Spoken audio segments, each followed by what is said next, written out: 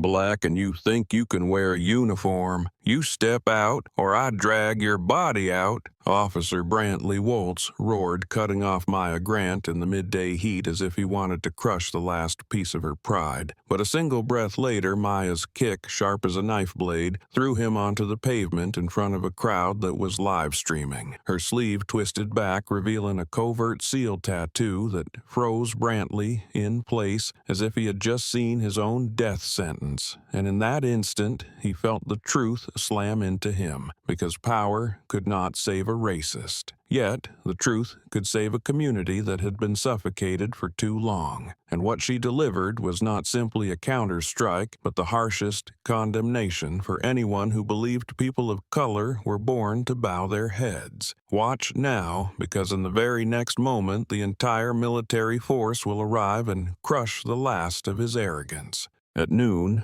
the suburban pavement shimmered with harsh streaks of sunlight that seemed to throw the heat back at the sky. Maya Grant slowed the car as she was only a few kilometers away from her daughter's school. The morning meeting had left her head tight, but the thought of her little girl waiting at the gate was enough to steady her pulse. Sunlight bounced off the windshield in blinding patches that forced her to squint each time she turned onto an open stretch of road. As she approached the intersection, she heard a strange noise under the chassis, a short, dry sound like metal brushing lightly against gravel. Maya reduced her speed, guided the vehicle toward the safe shoulder, and came to a full stop. She opened the door and stepped out, her compact, quick movements showing the ease of someone used to both urgent meetings and high-reflex tactical drills. Her eyes swept the pavement, then she crouched to check the tires. Sweat slid along the collar of her ACU, which no longer carried a name patch, soaking into the fabric at her shoulder and making her lift the back of her hand to wipe it away. The SUV sat evenly on the road except for the waves of hot dust rising from the pavement that made the inspection unpleasant. She ran her hand along the tire, checked the belts, then looked up along the length of the vehicle. No signs of scraping, no debris stuck underneath. It could have been a stray stone, but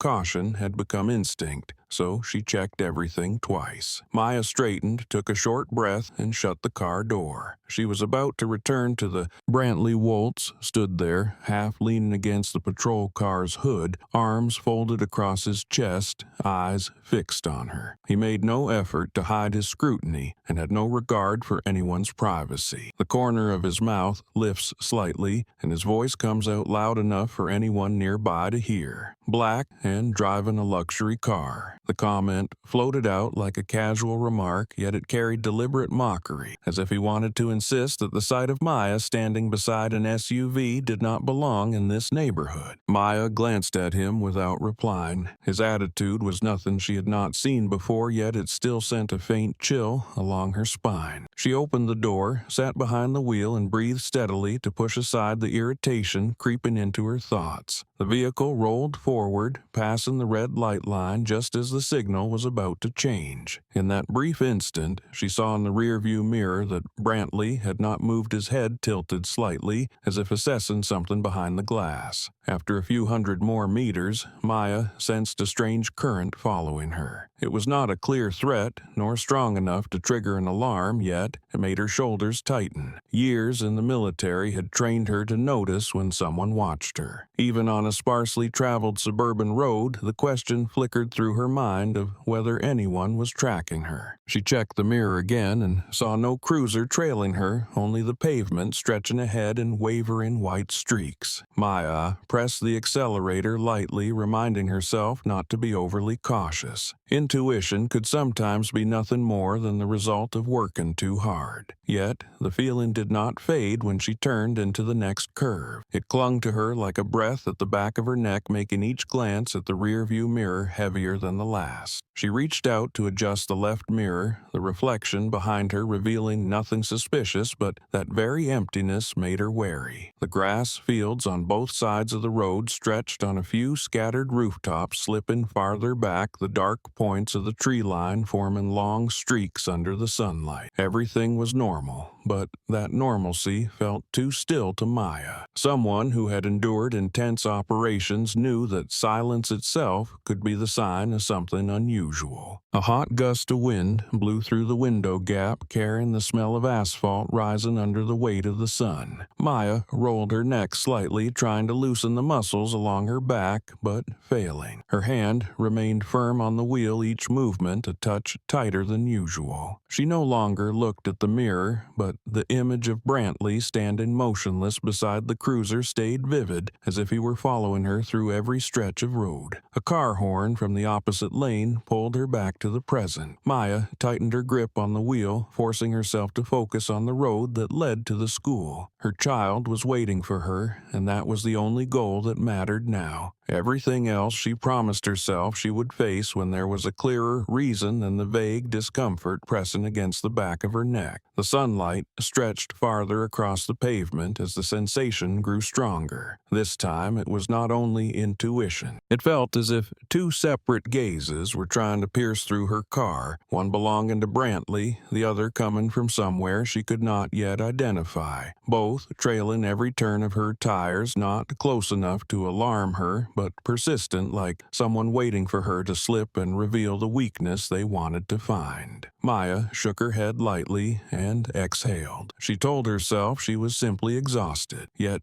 deep in her eyes a sharp alertness still gleamed, refusing to let her dismiss the feeling. When she was not far from the school, her trust in a peaceful drive felt thinner than ever. She slowed down, the sunlight falling across the road in shifting patches that bounced off the windshield in unpredictable flashes. Within that brightness, Maya saw Brantley's image in the mirror again, though she knew he was no longer there. Something was forming as a cord pulled tight, waiting to snap back. Maya looked straight ahead, arms firm around the wheel, understanding that the next few moments might not be as calm as she hoped. As the car neared the next intersection, Maya once again felt a stare clinging to her from behind, so persistent it chilled her spine, as if someone had just decided not to let her out of their sight. When Maya had moved only a few meters past the intersection, the SUV gave a slight tremor with the rhythm of its wheels. The uneasy feeling from earlier still lingered in her chest, but she pushed it aside to focus on the road. The trees on both sides cast scattered shadows, and the long straight pavement felt as if it were leading her into a stretch of silence. Maya planned to make one more turn to reach the main road, from there only a few minutes to the school. Yet, just as she pressed the accelerator lightly, the patrol lights flashed in her rearview mirror, sharp enough to jolt her senses and pull her breath tight. She barely had time to react before the cruiser's engine behind her surged sharply. In a split second, Brantley's car shot forward, closing in on her left side and then cutting across the front of Maya's vehicle like a thrown piece of metal. Maya yanked the wheel hard to avoid a direct collision, the SUV tilting as two tires scraped the grass edge and sent dirt spraying along both doors. The screech of her braking stretched across the pavement, leaving a harsh black smear on the sun-baked road. Her pulse pounded as the car settled the sudden stop, ringing through the cabin. Every battlefield reflex honed in the military surged back, pulling her body into a defensive state even before her thoughts caught up. She gripped the wheel tightly with both hands, drawing a long breath to steady herself while the smell of burned rubber lingered in the air. She barely had a second to regain control when the cruiser door slammed open, the impact sharp enough to cut through her focus like a command meant to intimidate. The sound hit her chest first, then her instincts reminding her she was no longer dealing with a reckless driver, but with someone determined to escalate. Brantley stepped out his long strides, filling the space between the vehicles as if claiming it by right. His hand clamped around his belt posture, rigid with the confidence of a man who believed he finally had an excuse to wield the authority he had always abused. His face burned red, maybe from the sun, maybe from the thrill of the chaos he had forced upon her. He shouted,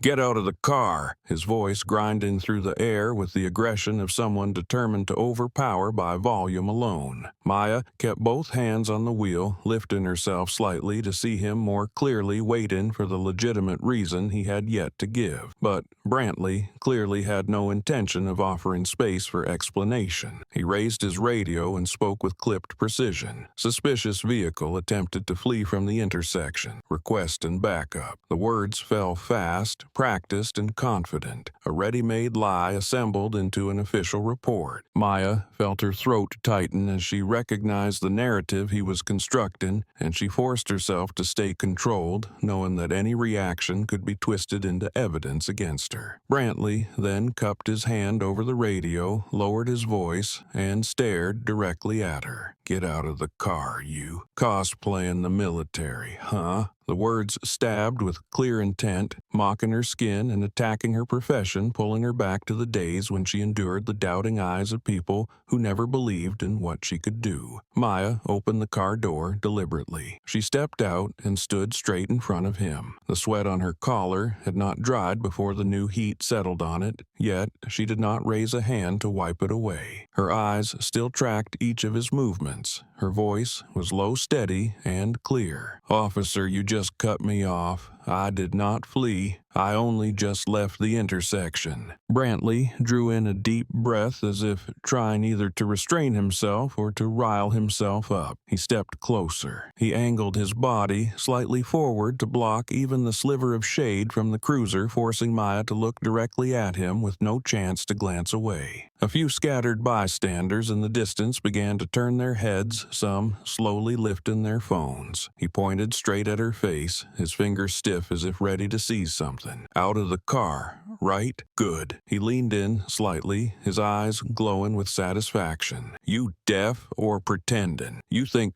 putting that uniform on makes people believe anything?" His gaze dropped to her ACU collar, as if searching for a flaw he could use to land another hit on her dignity. The remark tightened something inside Maya, but she remained still, her legs balanced as in reflex drills. Between the hum of distant engines and the hot wind rising off the pavement, she focused on each breath, keeping calm the way she had in negotiations far more dangerous than this. Her military training and emotional control always surfaced right when she needed it. Yet, this time the mix of sweat, harsh sunlight, and exposed humiliation made it harder to apply. Brantley still was not finished. He moved around to her left, trying to push her toward the edge of the road. His steps were slow but intentional, the kind used by someone who wanted to corner an opponent. He lowered his head close to her face, his next words deeper, sharper. "So, nice uniform. You buy it online or take it off a morgue." The line cut like a blade through the pride Maya had guarded for years. Each syllable landed with deliberate force, carrying its own challenge. A few distant onlookers squinted, unsure whether to intervene or stay still. Maya registered them, but did not lean on them. She kept her eyes locked with Brantley's, refusing to show even the smallest shift. The air grew thicker by the second. Heat rising from the pavement seemed to gather around them, forming a ring of pressure. Maya shifted her stance slightly for balance, but before she could create distance, her gaze caught a small detail. Brantley's thumb slid slowly down toward the holster at his hip. The movement was so subtle that anyone untrained might miss it, but to Maya, it was the signal of something about to break. His thumb flicked the safety strap. The faint click was just loud enough for her to hear. A tiny sound, yet it carved a new arc of danger through the moment, pushing everything past the point of return. Maya's breath stalled when his hand stayed there poised as if he were waiting for the smallest excuse to turn a threat into an act. The heat seemed to rise a degree, and the air around them sharpened to the point that a single wrong motion could turn the scene into tragedy. Maya stepped back when Brantley's finger snapped the holster lock. From her position near the CA, she felt her heartbeat begin to shift. The pulse was not erratic, but throbbed in sharp waves like an internal warning. She had been through the missions far harsher than this, yet the form of confrontation here was entirely different from the pressures she knew in the military. On the battlefield, the enemy never hid their intent. But on this road, the aggression was wrapped in the authority of someone claiming to uphold the law. Maya stepped down more decisively than before, her foot hitting the hot pavement as dust clung to her shoe. She stood straight, kept her gaze level, and made it clear she was ready to speak to him, even as the situation pushed far beyond what she considered acceptable. Her voice was low and clear, creating distance from Brantley's shouting that weighed heavily on the air. "Officer, you are..." The sentence was cut short by a hard shoulder slam that knocked her to the side. He stepped in close, pouring strength into the impact to dominate her. His heavy breath hit half her face as if he wanted her to know he controlled the space. He clenched his teeth, his voice harsh. "Say less." The impact jolted Maya's shoulder back, but she recovered instantly. She kept her breathing steady and adjusted her balance to prevent being pushed further. Every lesson in stability and close-range force absorption rose through her mind layer by layer. But she had no intention of striking back because conflict between a civilian and a police officer could be twisted at any moment if she made the wrong move. Brantley did not allow her another chance to speak. He grabbed her wrist, squeezing her skin so tightly she could feel the pressure of every finger. He twisted her arm behind her back at a dangerous angle. The pull, spreading from her shoulder to her wrist, made her hand tremble, but she forced herself not to make a sound. Her body rotated with the torque to avoid serious injury, a natural military reflex. Brantley's grip locked her wrist in place. He pressed his body in close, his breath mixed with the stale smell of old tobacco clinging to his uniform. Maya tilted her head to reduce the strain, but he kept adding pressure as if trying to prove he could break any part of her if he wanted. A few distant bystanders watched, none daring to intervene. They only raised their phones higher while whispers drifted into the sweltering air. Pain traveled down her elbow, forcing her breath to deepen. Even so, her eyes stayed sharp. She measured each twist, every angle of force he applied. If he increased the pressure even slightly, her shoulder joint would be compromised. She knew her body's limits, but Brantley did not stop there. He pushed his free hand hard into the middle of her back, driving her against the vehicle door. She inhaled deeply, channeling all her balance into her legs to keep from collapsing under the combined force. Her voice rose in the narrow space between them, neither soft nor pleading. "Let go of me before you make this worse for yourself." The remark made Brantley freeze for a single beat. He immediately tightened his grip as if compensating a way of asserting that he did not want her to have a voice. His face dropped closer to her ear, his words grinding out one by one like a warped confession about power. A few nearby civilians heard the hiss in his tone and exchanged uneasy looks, but none stepped forward. No one wanted legal trouble or to draw the attention of a police officer known for the aggression people whispered about. Heat from the pavement rose hard enough to send a line of sweat down Maya's spine. Her eyes narrowed slightly, not out of fear, but from calculating what he intended to do next. Brantley's breath came fast, his heartbeat nearly audible as he leaned in even closer. His hand, clamped around her wrist like an iron vise, suddenly brought his mouth to her ear close enough that only she could hear. "I like watching you people in pain." The words chilled the skin at the base of her neck, not because of the threat, but because of how nakedly the truth came out without any attempt to hide it. It sounded less like a slip and more like something he had said many times to others he had detained or subdued. His voice came not from duty, but from a warped cruelty tangled with arrogance. Maya fixed her stare on the reflection in the window where she could see both of their silhouettes. The image did not make her feel outmatched. It only revealed Brantley more clearly, someone holding authority but stripped of humanity, letting contempt lead him. She pushed strength down through her heels, keeping her body from being dragged further toward him, knowing that if he managed to raise her arm higher, he could force her shoulder into a dangerous angle. Around them, the crowd began to stir. A young woman watched, her lips trembling, but she did not step past the line where she stood. A man farther away tapped urgently at his phone, maybe recording, maybe calling someone. The air thickened thickened tension pressing into every pocket of space without a sound. Maya felt each breath, each shift of the shoulder joint being forced back. Heat from the pavement seeped through her shoes until her feet tingled. The skin at her wrist had reddened under Brantley's grip. She knew wishes she could counter could break his hold with one well-timed movement, but she also knew that if she acted too soon, every charge would be pinned on her. He was waiting for a reaction, waiting for her to make a mistake he could twist into justification for everything he was doing. His breath still hit her ear. His voice dropped, steeped in hostility. "I like watching you people in pain." This time it sounded clearer, as if marking the moment with its true danger. When he pushed harder, forcing her arm into a deeper wrench, Maya sensed her body balancing at the edge of a counterstrike she was forced to hold back, aware that a single miscalculation could turn her into the accused. Under the crushing heat of the sun, Sani knew the first storm of the day had only just begun.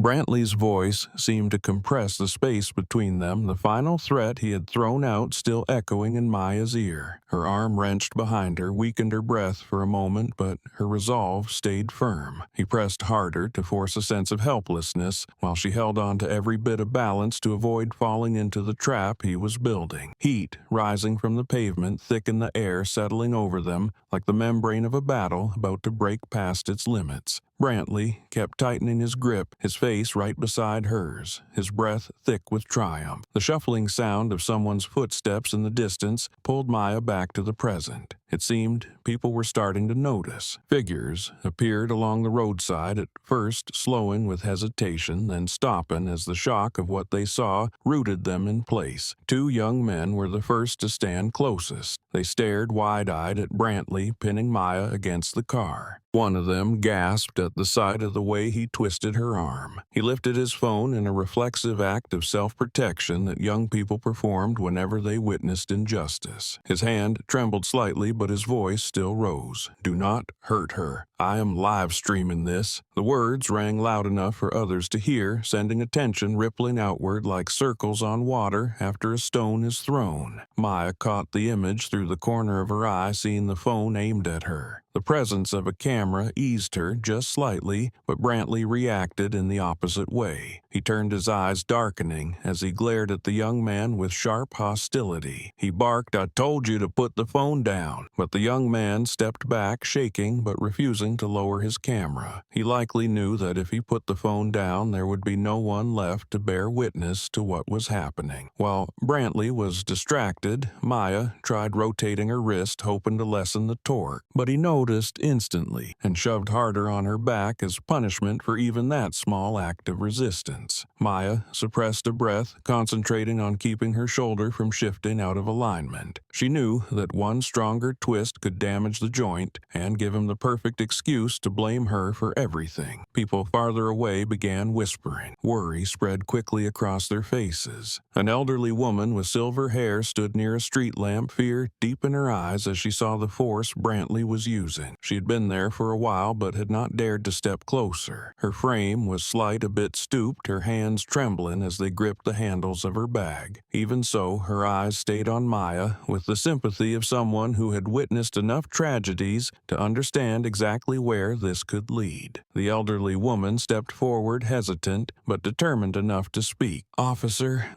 please calm down." Her voice shook, but it held sincerity. She spoke like someone recalling a painful memory she had seen before, one that had always ended with heavy consequences. Brantley snapped his head around his eyes, flaring like a disturbed animal. He threw a cold, sharp look at the elderly woman. "Get out of here. This has nothing to do with you." Each word hit the air like stones thrown into still water, making the entire crowd fall silent. No one expected him to turn his hostility on anyone who merely spoke up. The elderly woman flinched and stepped back half astride, yet she stayed where she was, her trembling hands revealing how deeply the moment rattled her. Maya could not see the woman's face clearly with her own pinned against the car, but she heard the frightened inhale of someone old enough to understand danger before it arrived. That single sound stirred something inside her, something no longer tied to her own anger, but to the instinctive reaction of a person witnessing another being threatened without cause. The elderly woman answered with a small but firm voice. "I have lived long enough to know how those who abuse their power end up." The words carried plainly through the sweltering heat and the tense quiet. There was no challenge in her tone, yet it held enough weight for a few people behind her to nod. It seemed she had seen something like this before in her youth, something that had stayed with her long enough that she could not stay silent now. Brantley turned back to Maya instantly, as if pouring all the anger he could not direct at the woman into the nearest target. He shouted louder, trying to drown out the presence of the truth he had just heard. "Mind your own business, you old fool." Then he leaned even closer to Maya, pressing in so near she could feel the heat radiating from him. He wanted to make it clear he stood above everyone and feared no witness. He raised his voice, making sure everyone recording heard him. "I work my way out here. If you do not like it, go home." He struck each word hard, sweeping his gaze across the crowd in a deliberate attempt to intimidate. No one stepped forward, but no one left either. The moment hung suspended, a space trapped between fear and the fragile courage slowly taking form. Maya kept her breathing steady. Although her arm throbbed sharply under the lock, she refused to let herself fall into the reaction he was forcing on her. She knew every word he had just said was being recorded on the phones around them. That might help her later, but in the present, it only fueled his agitation, feeding his sense of losing control. The air thickened. More passers-by stopped, forming a loose circle filled with worry and anger. Sunlight still slid across their shoulders, stretching long streaks of heat across the pavement as if burning straight into Maya's bloodstream. A bystander closest to them stepped forward half a pace. His phone rose higher, camera pointed directly at Brantley. His voice rang out clear, steady, a reminder wrapped in resolve. "People are watching you, officer." The words darkened Brantley's eyes, the look of a man who felt his authority being stripped bare in front of a crowd. And Maya realized the next moment would push him past the line he had been trying to hide behind. The remark from the bystander dropped the air into a stiff silence. Brantley turned his head, a flicker of anger and confusion flashing in his eyes. He was not used to anyone speaking back to him, especially in front of a crowd. Maya felt his grip tighten again, as if he wanted to vent the swelling rage in his chest through her arm. The midday sun kept pouring over the road, layers of heat wrapping around them. The crowd gradually stilled, watching every movement Brantley made. A faint breeze pushed through the distant trees, but did nothing to ease the suffocating tension. Maya shifted her stance to lessen the pressure on her arm, but every motion was blocked by his brazen aggression. Brantley's gaze slid across the people recording before returning slowly to Maya. She felt the exact moment he chose to shift from intimidation to an attempt at breaking her spirit. When he sensed himself cornered, he always sought out the deepest wound to strike. The silence of the crowd only fed that instinct. He pulled Maya closer, his voice spilling out with the warped edge of contempt. "Your parents teach you to steal cars." The words struck Maya's chest like something sharp. The crowd recoiled, some gasping, some covering their mouths in shock. Even those who had seen his behavior from the beginning had not expected him to sink so low as to insult someone's family in front of everyone. Maya did not move, but inside her, an old darkness opened. Memories surged of the years she had fought to prove herself in the military, of nights when her mother held her and warned her not to let anyone break her future, of her father working double shifts to buy her first bicycle. They all rose at once, darkening her gaze. It was the boundary no one was allowed to cross. A second passed like rushing water. The people recording tightened their grip on their phones. Someone clenched a backpack strap. Someone else shook their head in disbelief, and others looked at Maya with deep sympathy. Yet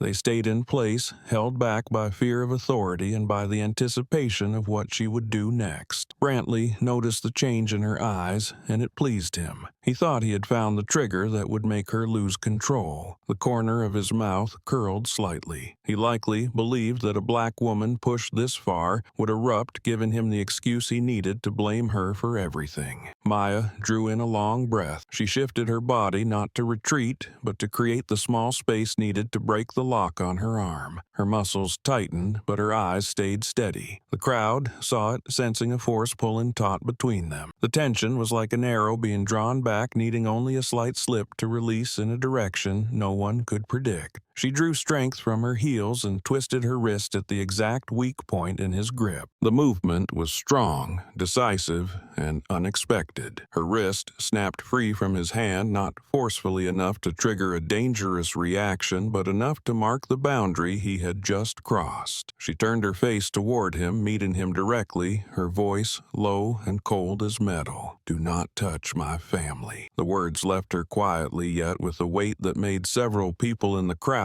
shiver. The elderly woman nearby nodded instinctively. The young people holding their phones seemed to hold their breath, knowing this moment could become the turning point of everything. Brantley froze for a single second. A flicker of surprise passed over his face like a ripple through muddy water. Maybe he had not expected Maya to push back, or maybe he had finally noticed the way she was looking at him, not with the eyes of someone oppressed, but with the eyes of someone who knew very well she could overpower him if she chose. But the surprise vanished quickly, replaced by the sting of a wounded ego. Brantley stepped even closer, only a few inches separating their faces. His hot breath hit her skin. He tilted his head deliberately, exhaling across her lips as an act of maximum disrespect. "What can you do to me?" The words came out like a final challenge mixed with agitation and contempt. He wanted to prove that, even with a crowd watching and cameras recording, he was still the one in control. He wanted Maya to feel the helplessness he believed people like her were born to live with. Maya felt her jaw tighten sharply. She stared at him without blinking, her calm suddenly turning into a blade he could not see. Sunlight reflected in her eyes, making them darker, deeper. The hand she had kept loose began curling slowly into a fist. For the first time since the confrontation began, Maya allowed herself to prepare a counterstrike. The entire road seemed to slow. Sweat on her temple rolled down in time with the growing intensity of her pulse. The breeze was still too weak to break the heat, but something in her gaze shifted enough for everyone watching to sense that something was about to erupt. The elderly woman placed a hand over her chest, her lips moving as if in prayer. The young man, filming, clenched his phone so tightly his knuckles turned pale. A woman covered her mouth in fear. A man stepped back half a pace, eyes wide, as though bracing for a wave about to crash. Brantley did not step back. He lowered himself even further, close enough that their foreheads would touch if Maya moved an inch. He believed he had driven her into a corner of helplessness. He believed the woman in front of him was trembling in fear, but what he failed to see was the shift in her stance. Maya tightened her hand, each knuckle rising sharply. The pain from her shoulder, her wrist, the insult to her family, all gathered into a single point, rising into a heat inside her. She held herself in the final fraction of a second, readying for an action she knew would change the entire course of what was happening. And in the moment her fist locked into its arc, Maya understood that the last boundary had been erased, and that striking back was the only thing left to keep this day from ending in tragedy.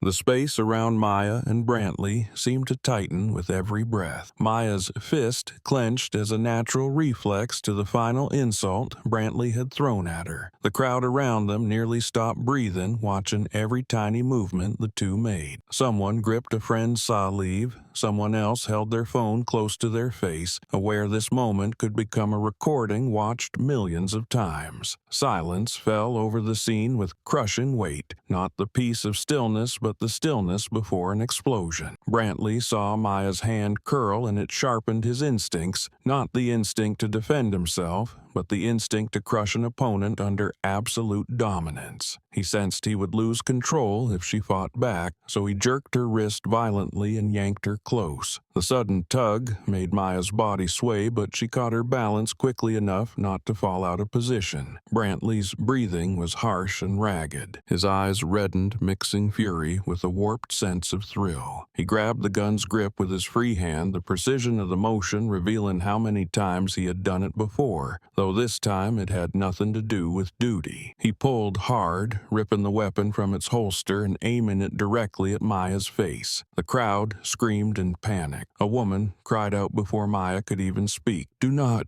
do that." "Oh my God," someone else yelled. "He has his gun out." At that moment, the barrel was only a few handspans from Maya's face. Sunlight struck the metal, casting a sharp glint that made the scene even more chilling. Brantley could almost feel the power he held, the power that could make anyone in front of him tremble. He growled through heavy breaths, "You think you are better than anyone here." Maya neither stepped back nor blinked. She refused to let fear take her down. Years in the military had trained her to face danger head on. In that narrow space, she saw every detail, the old scratches on the gun's grip, the slight tremor in his wrist, the gloating in his eyes as he believed she had nowhere left to go. In a fraction of a second, her rational mind moved fast, thousands of calculations flashing through her thoughts. The distance between them, the angle of his wrist, the force he used to pull her close, the way his stance had shifted off balance because the crowd had pushed him slightly to the left. All of it converged into a sequence of data she processed instantly. She would not dodge. She would wait for the exact moment. She leaned slightly to the right, just enough to tilt the barrel off its direct line with her face. Her hand moved with trained instinct. It was a weapon disarm technique designed for close range where survival depended on fractions of a second. She placed her hand on his wrist, not hard but precise. With the right torque at the right weak point, the barrel would shift out of its lethal path. Brantley did not notice drunk on the power he imagined he held. Maya waited for a single breath. The streetlight glinted in her eyes, sharpening her gaze. When he tightened his grip just a little more, she knew the moment had come. She turned her body. A single, circular motion, seamless and sharp like a blade cutting through the air. His wrist was forced off axis, sending the gun barrel completely away from its target, and her body slipped out of his control. Only seconds earlier, he believed he held her entire fate in his hands, but reality reversed itself in that very instant. Maya continued the full rotation, drawing power from her legs and hips to launch a straight kick into Brantley's chest. It hit the exact point he had left exposed just beneath his left rib cage where his weight was unevenly centered. The sudden, powerful impact snapped his body backward. Brantley was thrown off his feet, his legs lifting from the ground. His body spun once in an uncontrolled arc before crashing hard onto the pavement, the impact loud enough for the entire crowd to hear objects in his pocket clatter against the asphalt. Dust rose in a swirl around the fall. The crowd erupted. A shout came first. "Dear God!" It was like a spark hitting dry brush. People burst into noise at once, stunned, exhilarated, relieved to finally see the suffocating scene break open. Some covered their mouths in shock, others whipped their phones around faster. Someone murmured to a friend, "That kick, unreal." Maya stood a short distance away, breathing hard, but her eyes were still locked in full vigilance. She did not turn her back. Every muscle in her body stayed ready in case he sprang up to counterattack. The burn on her wrist from the earlier twist lingered, but it could not cloud the control in her stare. Brantley lay on the ground for several seconds before planting his hands to push himself upright. His breath came rough, his chest rising and falling as though struck by stone. The smugness had drained from his face, replaced by astonishment and bitterness. He could not understand how she had escaped his chokehold in such a short time. The crowd watched him struggle without a trace of sympathy. A man near Maya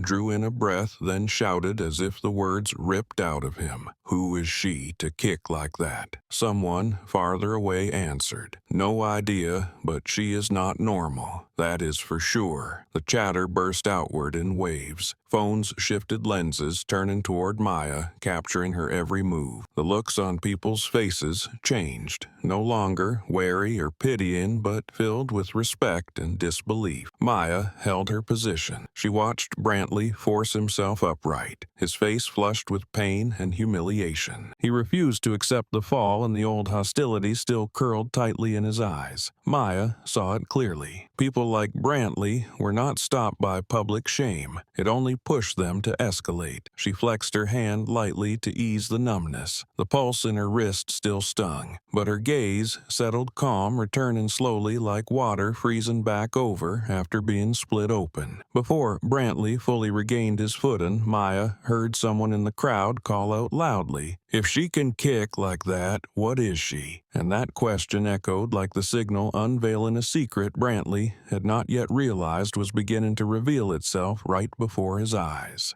After the kick, Brantley pressed his hands against the pavement, his breath stumbling over itself from the force of the fall. A thin layer of dust clung to the back of his uniform, reflecting the sunlight and making his face look even paler. The crowd leaned in to watch, some raising their phones closer to capture the moment he struggled to push himself upright. Murmurs rippled through the air, each small voice stretched thin by the heat rising from the asphalt. Maya stood a few steps away, her breathing steady again, her eyes still locked in high alert after the counterstrike. Her posture was grounded and calm, like someone standing in the middle of a battlefield she already knew well. When Maya rolled her shoulder to release the remaining tension, the fabric of her right sleeve twisted and slid upward. The shift exposed a small area of skin on her upper arm. Sunlight touched the tattoo, making it stand out clearly beneath the thin sheen of sweat. A compact, sharp symbol etched in dark ink with unmistakable precision. It was the kind of mark anyone with special operations training would recognize instantly. Those closest saw it first, their brows pulling together as they narrowed their eyes to confirm what they were seeing. A young man lifted his phone closer to his face, zooming in with an expression of disbelief. He nudged his friend with an elbow, speaking softly as if afraid to disturb the tension around them. A man behind them leaned forward to look over their shoulders, his eyes widening before freezing in place. The tattoo carried the weight of a quiet declaration, not loud but powerful enough to shift the tone among everyone present. Whispered reactions spread outward in widening circles, drawing all attention toward Maya. The entire street seemed to slow under the weight of a secret suddenly exposed. Brantley was still half sitting, his arm shaken as he braced against the pavement to lift himself. He raised his head, his eyes red with anger, but the moment his gaze brushed past Maya's arm, all the aggression twisted into panic. His breath caught in his throat as if his lungs were trapped. He rubbed his eyes, looked again, then blinked rapidly, needing to confirm before he spoke, only for the words to break apart. "That tattoo. I saw it in military training." His voice warped, splintered by shock, into uneven fragments. What he had just said ignited the crowd like a spark landing on dry grass. A middle-aged man nearby inhaled sharply, nodding with recognition. A young man burst out, "A SEAL tattoo. That is it. Only special forces have that." The entire crowd shifted at once from disbelief to a blend of fear and awe. Every phone lifted higher as though trying to capture every line of the symbol they had only ever seen in documentaries or on television. The weight of the tattoo silenced the street for a long, heavy stretch. Maya remained still, her gaze fixed on Brantley with a frightening calm. She did not pull her sleeve down, did not explain, did not react to the growing waves of whispers. Her expression did not change yet. Those standing closest felt something deeper radiating from her. She was someone who had endured training that even seasoned officers refused to speak of. She was someone who had survived battlefields that most people could not imagine. Her silence stood like a cliff face, steady and unyielding, solid enough that no one dared step closer. Brantley tried to step back, but his leg shook violently after the fall. He stared at Maya, with eyes shifting from surprise to fear as the weight of everything he had done folded into a single, terrifying realization. He was no longer looking at the woman he thought he could overpower. He was standing in front of someone who carried the mark of the nation's most elite force. That alone shattered the illusion of authority he believed he held. The smell of hot dust rising from the pavement mixed with the scent of of his own panic making the air even harsher. The crowd began to retreat half a step, as if instinctively sensing that the space between the two at the center had taken on a new and dangerous meaning. Some looked at Maya with respect. Others glared at Brantley with disgust. A woman covered her mouth in shock at what had just unfolded. An older man crossed his arms, watching Maya as if reconsidering the entire situation from the beginning. Phones remained raised, recording every subtle shift. Maya took a single, gentle step forward. No one heard the sound of her foot on the pavement, but the small movement detonated like a thunderclap inside Brantley's mind. He flinched, stepping back out instinctively, though his legs were still trembling. His eyes locked onto Maya's hand. He tried to swallow, but his throat was so dry the sound echoed loudly in the tense air. The aggression he had forced into every word earlier dissolved into thin scraps, leaving only raw fear. Maya looked directly into his eyes. The silence between them seemed to block even the sunlight falling on the street. Every thought running through Brantley showed plainly across his strained expression. He understood what that tattoo represented. He understood that someone who wore it was not a person he could brutalize. He understood that everything he had done today stood on the brink of being exposed in the harshest way possible. That realization made his lips tremble. A voice from the crowd burst out in shock. "Dear God, is this real?" Another person beside him answered in a small but steady tone. "That mark is not from regular soldiers. I saw it on base." Each sentence pressed heavier on Brantley, making him stumble back again. His face flushed with humiliation, then drained pale with fear. He looked like someone yanked out of the safe territory he believed he dominated. Maya still said nothing. She let the space between them speak for itself. It was a space filled with truth, filled with Brantley's wrongdoing, and filled with the consequences he would now have to face. The crowd watched with absolute focus.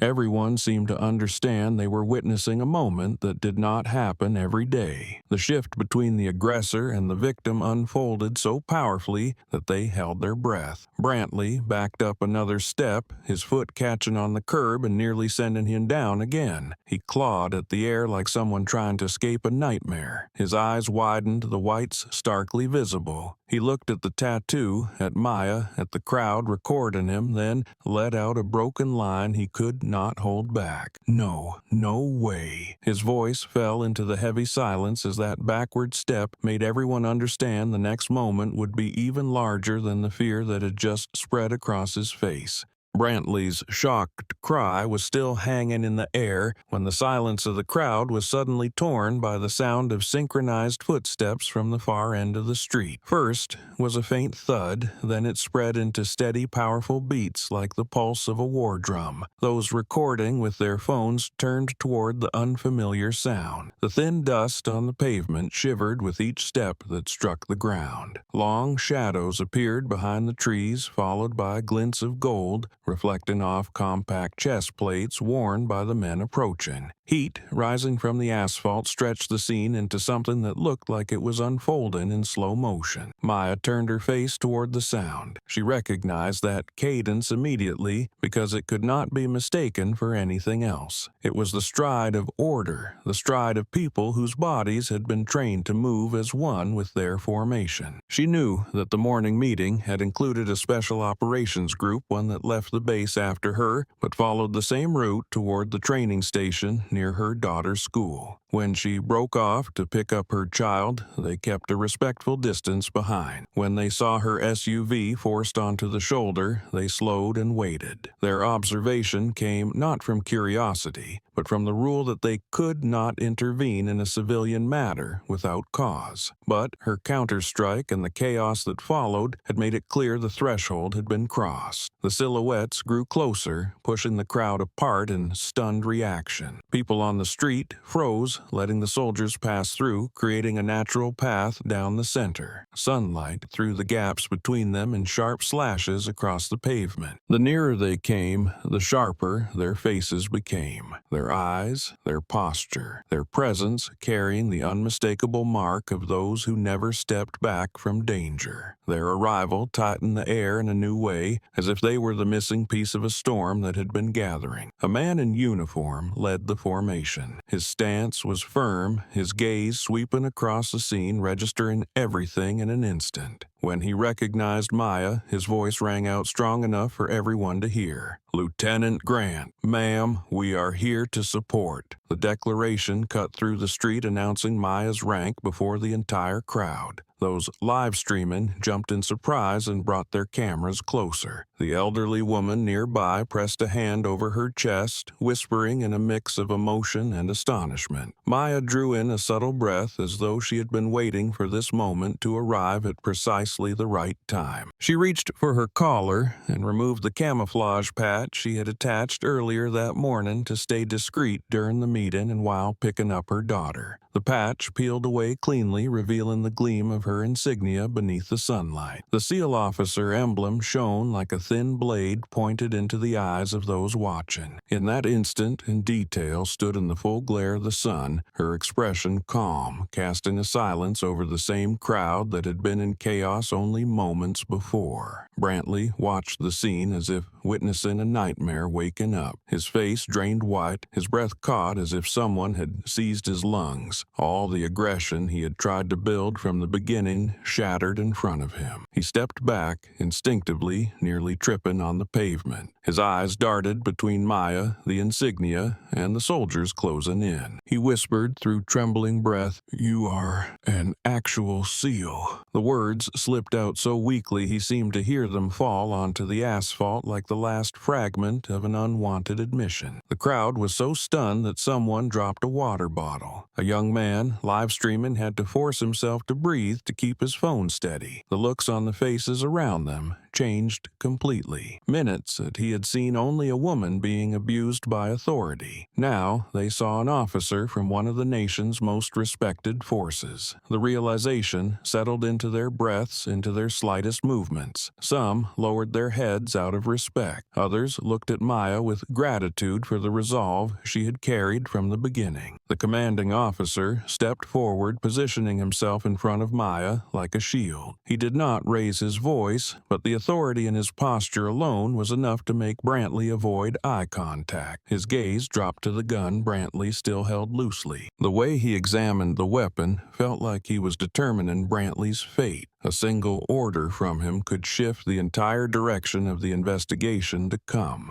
Maya remained silent, her expression free of triumph. She did not look down at Brantley, but instead addressed her gaze to the commanding officer, showing she still held full control of the situation. Sunlight reflected off her insignia, scattering small glints around her collar, sharpening her face even more. The commander gave her a subtle nod in acknowledgement that she had endured the hardest part. Brantley stepped back again, his eyes unfocused. Each breath carried a late foreign sense of regret he had never felt before. The moment he understood the truth carved itself into his pale, unsteady features. The cheap insults he had hurled at her now seemed to crash back onto him with the weight of stone. His lips moved, but no sound came out, because anything he said now would only drag him deeper. Someone live streaming shouted, voice trembling with both excitement and horror, "Oh my God, he just assaulted a SEAL officer." The sentence pierced the air like an arrow, marking the complete reversal of the story. It was no longer a conflict between a cop and a civilian. It was an act of abuse against a military officer in broad daylight in front of dozens of witnesses and cameras. After those words, the crowd erupted, while Brantley stood trembling like a man who had just heard his own sentence, unaware that the real storm of military justice and legal consequence was only beginning to fall on him. The initial murmurs quickly rose into a swirl of chaotic sound. The arrival of the soldiers and Maya's insignia made the crowd realize they had just witnessed a moment capable of shaking an entire system. Phones kept recording, shifting between Maya Brantley and the special operations team behind her, as if trying to capture every angle before anything could distort the truth. The haze of sunlight hung in the air, but it was overshadowed by the pale terror on Brantley's face. The scene rippled from person to person at a dizzying pace, as if everyone understood they were standing at the center of a storm widening around them. A young man held his phone close, his hand trembling with excitement. He muttered something under his breath, then tapped hard on his screen, sharing the live stream across every platform he had. Within seconds, the video appeared at the top of his friend's feed. It was then reshared by the people beside him, by drivers who had stopped their cars, and by those who had rushed in from farther away after hearing the commotion. Each tap of the share button pushed the story beyond the quiet street and hurled it toward a wider world hungry for a new focal point. In only a few minutes, hundreds had already begun replaying the first clips of Brantley forcing Maya toward the ground. A woman near the elderly onlooker recorded while speaking angrily into her phone. Two men at the curb dissected Brantley's behavior, holding their screens inches from their faces to rewatch the moment he twisted Maya's arm. A group of students on bikes stopped staring at the clipped videos now circulating. Every one of them slipped into a rising flame of anger. The first comments appeared with blunt clarity. He is abusing authority again. He has caused trouble for years. This time it is a SEAL officer. No one can save him now. Maya scanned the scene and saw momentum building faster than even she expected. The people filming her were not intimidated by the soldiers. They were emboldened. They wanted to send the truth out before anyone could manipulate it. A man lifted his phone close and narrated with deliberate clarity as if speaking to every future viewer. You all see it. Every second, every minute is evidence. He pointed a gun at a SEAL officer. The statement made Maya feel the gravity of the truth now resting in the hands of the crowd. While social media erupted in the most natural way possible, Brantley turned halfway trying to hide his face in a belated reflex. Sweat beaded across his forehead, not from the heat, but from rising panic. He glanced around, searching for an escape route back to his cruiser, but every backward step landed in the glare of phones, capturing his every movement. His left hand shook uncontrollably, while his right drifted toward his pocket where his personal phone lay hidden like a last desperate lifeline. He pulled out his phone, hiding part of his body behind the cruiser door to stay out of the cameras. His fingers slid across the screen, shaking so badly he tapped the wrong spot several times before finally hitting the name he needed. The contact name appeared. Cousin, the city's chief of police, the man who had shielded him from countless complaints. Brantley pressed the phone hard to his ear, breathing fast and shallow like someone about to drown. You have to help me. You need to get here now. I'm in serious trouble. He nearly hissed the words, speaking through clenched teeth, as he kept glancing toward Maya, standing in the center of the soldiers. A low, irritated voice answered, but the irritation quickly faded under the noise of the crowd bleeding through the call. The chief asked something, but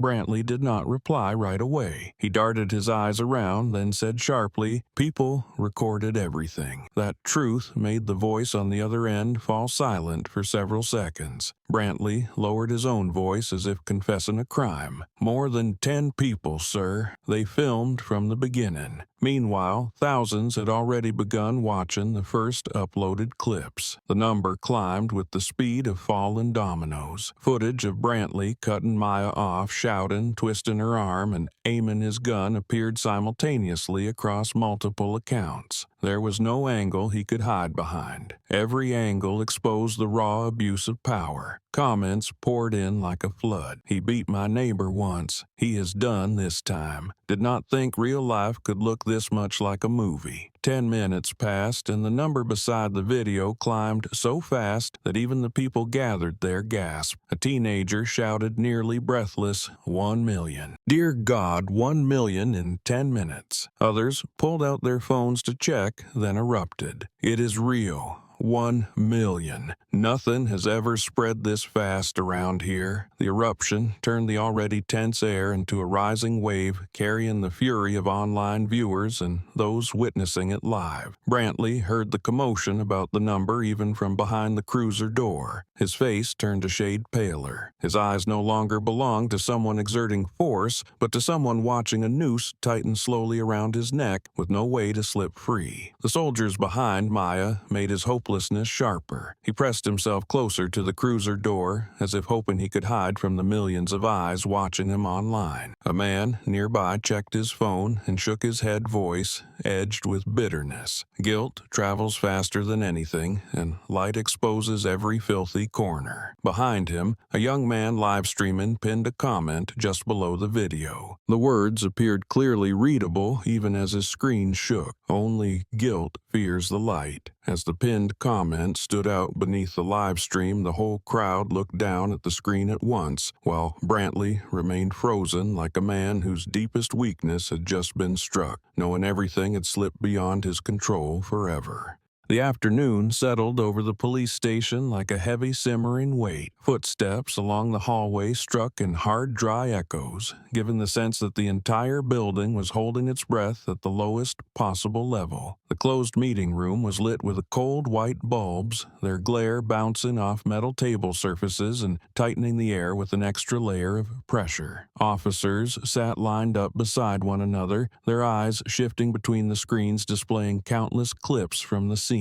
The atmosphere made anyone who entered instinctively straighten their posture as if stepping into a containment zone rather than an ordinary law enforcement office. On the large screen mounted to the wall, the videos played back to back in quick succession. Each angle captured by civilians displayed matching timestamps, locations, and audio. In many of them, Brantley's shouting, his jerking Maya's arm, or aiming his gun at her were unmistakably clear. A young officer in the front row leaned toward a colleague and whispered that it was rare for any case to gather evidence this strong. The others stayed silent, not daring to add commentary because they knew the incident had already gone far beyond internal management. The energy in the room felt like a crack forming before an explosion, and each video projected onto the screen widened it. An office staffer entered, laying a thick file in front of the commander, stating tersely that the Department of Defense had demanded a full report within 24 hours. The announcement made several people exhale sharply despite having expected it. Federal involvement meant the entire case would be examined at the highest level. Every recording, every statement, every phone call, every camera angle, even Brantley's footsteps throughout the day would be placed under a microscope, and that alone revealed how severe his actions were. At the end of the table, Brantley sat hunched, shoulders tightened as if trying to hide inside a chair far too small to shield him. His face was ashen, the hollows under his eyes deep as though he had not slept since the incident. His hands trembled as he watched each video, his breath faltering like he was losing the last pockets of air in his lungs. When the clip of him pointing the gun at Maya played, his lips shook. Then he suddenly stood, his voice cracking. "She attacked at me first. I acted in self-defense." No one responded with words. Only their cold stares shifted to the screen where the footage replayed him cutting her off before she even understood what was happening. An older officer across from him let out a heavy sigh before stating that 17 different angles had captured the entire event, all showing that Brantley initiated the confrontation, escalated it, and used force first. Not a single frame supported his excuse. The statement froze Brantley in place, his fingers gripping the edge of the table so tightly they turned white. At the far end of the room, two younger officers bent over their notes without lifting their heads because they recognized that every step Brantley had taken since cutting off Maya's vehicle was now evidence against him. The meeting room door suddenly opened and the police chief walked in. His face was flushed red with anger, and it took him a few seconds to steady his steps before closing the door behind him. He swept his gaze across the room, then fixed it on Brantley as if demanding to know why he had dragged the entire department into this situation. When his eyes shifted to the video screen showing Maya standing among the soldiers, his expression tightened. Crossing the military, especially as a SEAL officer, was no longer something he could shield on his own as he had done in past cases. The police chief asked Brantley Brantley again,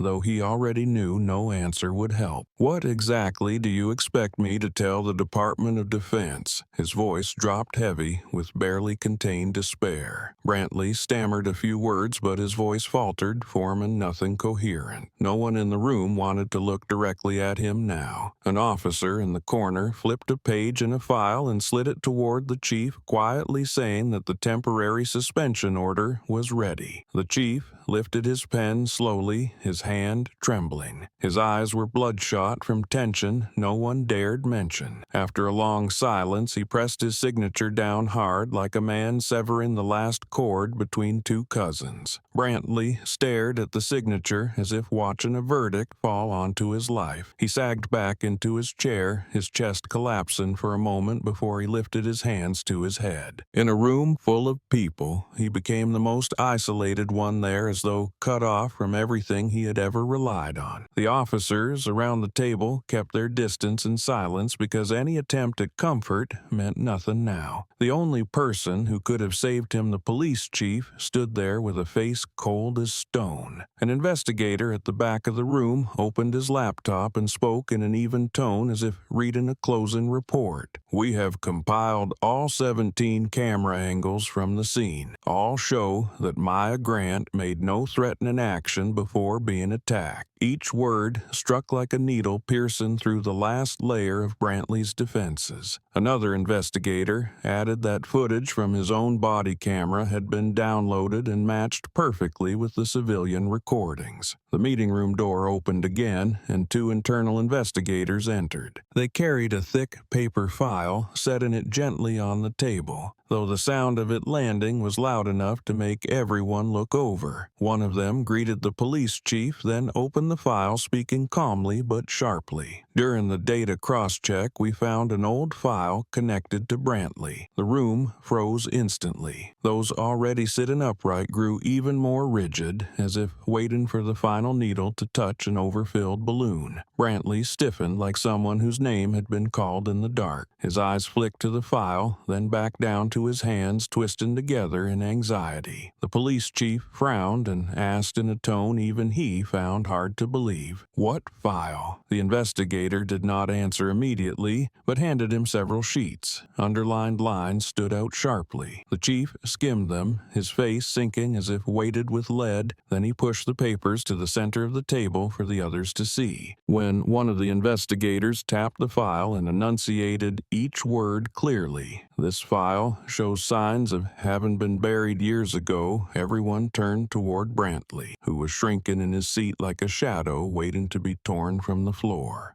The internal affairs room sat deep within the hallway behind the police station, separated from the noise outside. White light from the ceiling cast down onto the long wooden table in the center, creating a quiet but weighty pool of brightness.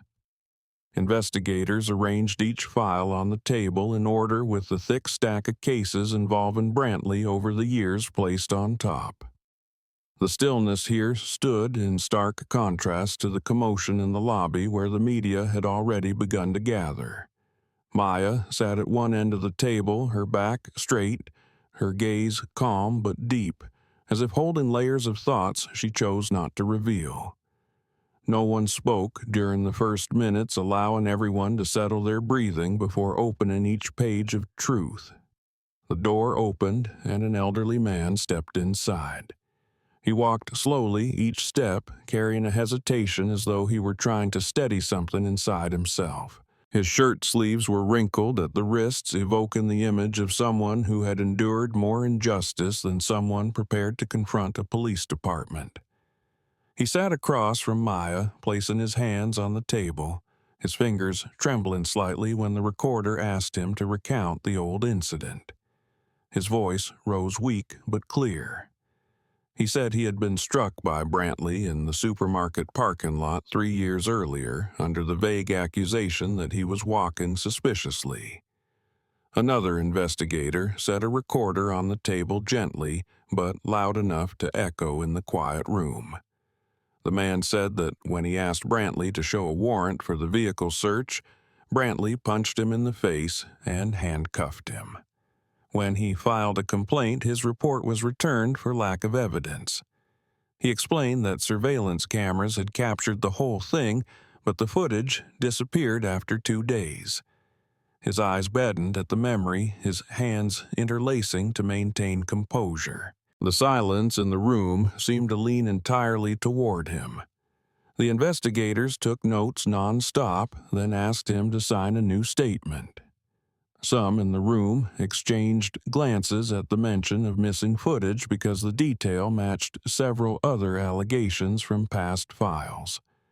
A staff member brought in another stack of documents, many of them unprocessed complaints tied to Brantley's excessive conduct.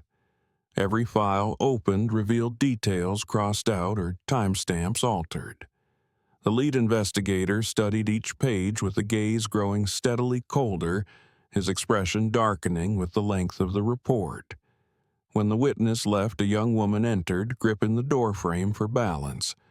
She said she had once been forced against a wall by Brantley and threatened with arrest for refusing to let him search her purse in a dim alley. She never filed a complaint because he warned her he knew exactly where she lived. Her voice broke as she spoke, as if she were describing and containing her fear at the same time. When an investigator handed her a glass of water, she thanked him with a trembling voice.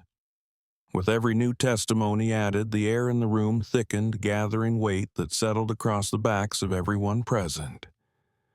Maya listened to each witness without interrupting a single word. Her gaze deepened as she heard about the cases that had been buried, as she saw the fear that had lingered for years with no one willing to speak for the vulnerable. She remained still like a quiet center in a room filled with undercurrents, yet every breath she took carried weight. The atmosphere seemed to tilt toward her, because an investigator kept glancing at her expression to see how far she intended to push the matter. An older investigator flipped to the last page of the file, then looked at Maya with an expression that held both respect and challenge. He said, "What happened to you shows the level of misconduct has reached a point we can no longer ignore. But pursuing the old cases will pull many parties into this. Files don't disappear by themselves. Someone had to intervene. How far do you want to take this?" His words landed on the table like a blade that had not struck, but waited for someone to choose its direction. Maya looked down at the table for several seconds. Her hand brushed over a scratch in the wood and stopped as if she were thinking through every story she had just heard. She remembered the middle-aged man's eyes, the trembling of the young woman, and the bitterness in their voices as they recounted what they could not protect themselves from. Each testimony added another weight to her decision, not as a victim, but as an officer who had faced violent men on battlefields. Here, she saw another kind of violence, quieter and more persistent. The room remained silent in anticipation. The investigators paused their writing, their eyes drawn toward Maya, as if pulled by her stillness. The lead investigator repeated his question, softer but clear. "Do you want to pursue this to the end?" The question was not only about Brantley, but about the system that had allowed him to abuse his power for so many years. The entire room seemed to hold its breath, knowing her answer would determine the course of everything that followed. Maya lifted her head, her eyes calm but deep as water. Her voice came out steady, not loud, not rushed, but so clear that everyone in the room felt as though she were speaking directly to them. She said, "Justice does not reach its destination on its own. If I stop here, the people before me will remain standing there without ever moving forward." The resolve in her tone made the air itself seem to stop. An investigator to her right froze, set his pen down, and said quietly but sharply, "Then we will open every file, including the ones that were hidden. From this point on, there is no way back." Outside the police station, the crowd thickened by the minute. The late afternoon sunlight fell sharply across the pavement, making the air feel even heavier. Yet, people continued to stand shoulder to shoulder talking, filming, holding up signs hastily written on cardboard. From nearby streets, small groups kept arriving one after another as if Maya's story had become a spark that no one could ignore by staying home. Footsteps blended with voices telling others to make way for the elderly. A few reporters set up tripods right on the sidewalk, fighting for the best angle. The determination on many faces carried a force of its own, and that force rippled like a current through the entire area in front of the station. Amid the noisy crowd, the elderly woman who had witnessed Brantley yelling at Maya stepped forward. Age lay openly in every wrinkle on her face, but her eyes were clearer and steadier than anyone expected. A reporter bent down and brought a microphone close. She stood straight, hand gripping her bag strap, her voice strong enough to cut through the noise behind her. "I've seen him hit many people," she said, her lips trembling but her gaze unwavering. The crowd fell silent for a beat, as if honoring the words of someone who had lived long enough to know the difference between right and wrong. Another reporter asked if she was afraid to speak out. She answered simply that fear no longer mattered after witnessing too many things happen while no one dared step forward. Her words made a few people in the crowd lower their heads as if something inside them had been stirred awake. Cameras turned toward her, recording every word, every breath weighted with age and courage. She was the first person that day to publicly name the abuser before the press. As her words spread, the surrounding community began to speak up as well. A group of young people held handwritten signs demanding action against Brantley and protection for Maya. Others began recounting suspicious incidents they had heard about but never dared mention. The anger grew, but so did the unity. People started calling each other by name, explaining why they had come. Some said they came because they had witnessed injustice themselves. Some said they came so their children would learn to stand up when something wrong happened. Those voices merged into a single force, pushing pressure toward the front steps of the police station. In a corner of the crowd, a middle-aged man pushed his glasses higher and stepped onto a makeshift platform built from a wooden crate. He held up a small USB drive and announced that it contained the missing video from 3 years ago, the footage of Brantley punching him in the face. He explained that a friend who worked security at the supermarket had secretly saved a copy without his knowledge until the previous week. As he said this, the crowd erupted in shock.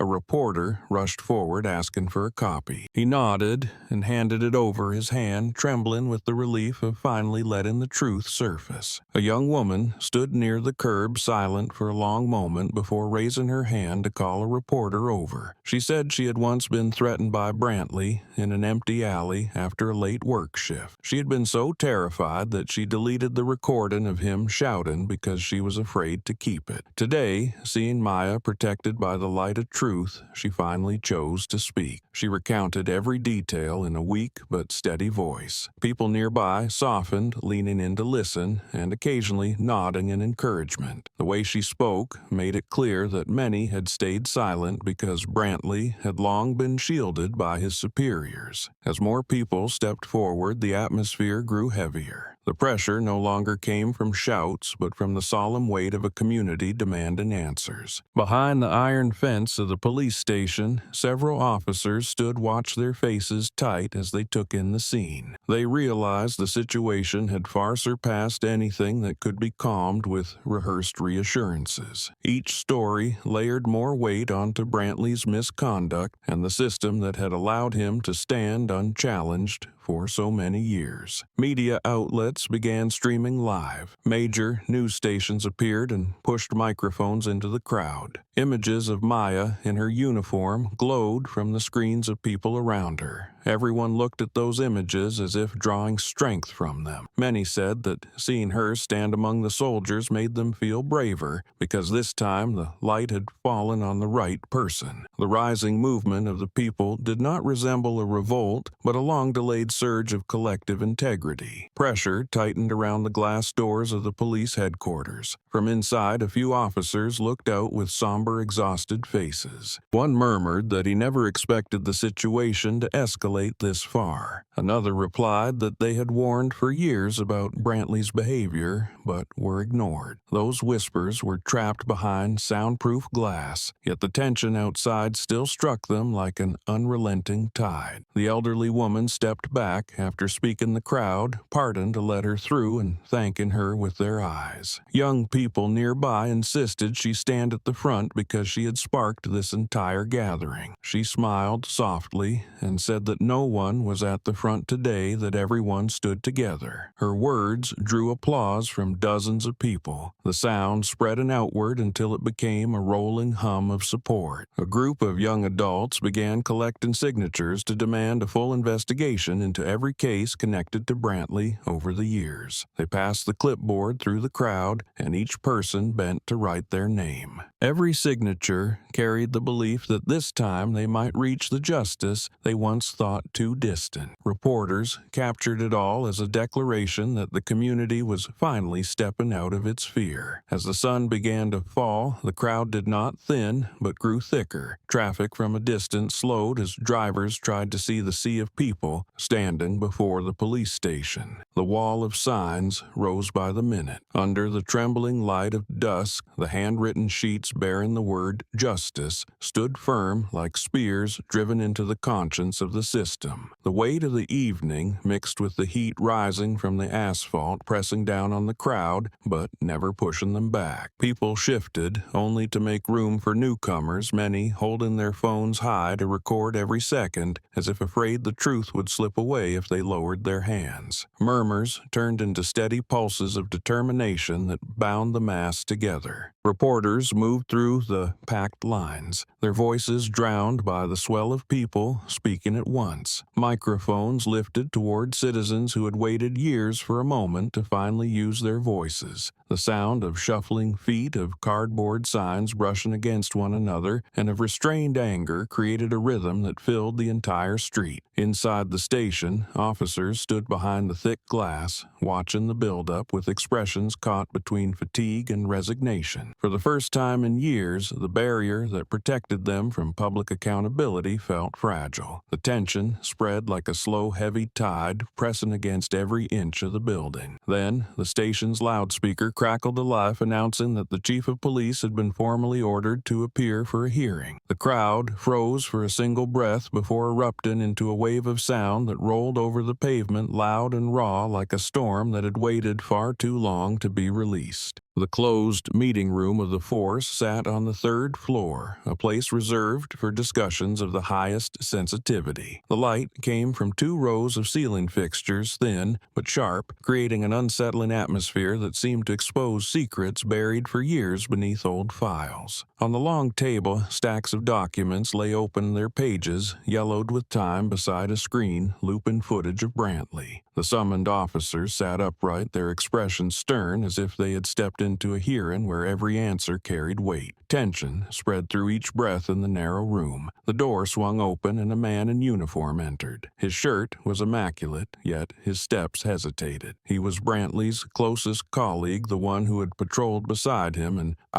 once held influence within the team. When he was asked to sit, he placed both hands on his thighs, his fingers touching so lightly the faint tap of joints could be heard. No one spoke for several seconds while he steadied himself. An investigator slid a glass of water toward him, a small attempt to soften the strain before his account began. The first question came in a calm voice edged with precision. When asked to state what he had witnessed during the years he worked with Brantley, the man lowered his head and drew a long breath. He spoke each word slowly, forcing his emotions into control. He always said, "Black people can't be trusted." The sentence struck the room like a blow, freezing everyone for a moment. A young officer at the far end glanced at a colleague, shock widening his eyes. The investigator asked him to elaborate. He nodded, the rims of his eyes turning red as he prepared to admit more. He said Brantley had routinely insulted black residents during patrols, not as slips of the tongue, but as an ingrained habit. Years earlier, during an internal meeting, Brantley had embarrassed the entire group by saying that there are neighborhoods where a black person stepping outside is suspicion enough. The man went on to explain that in 2 arrests, Brantley had rewritten the reports to shift blame onto the detainees, even though he knew the events had not unfolded that way. His voice wavered as he recalled the pressure of staying silent throughout their partnership. An investigator opened a second folder and set it on the table as reinforcement. It contained multiple cases reported internally but never brought into formal discussion. When asked why no one had spoken up sooner, the colleague released a heavy sigh, his eyes fixed on the table. He said that whenever anyone questioned Brantley or attempted to file a complaint, the chief intervened, insisting Brantley was simply firm on the job. The atmosphere in the room thickened at the mention of the chief's name.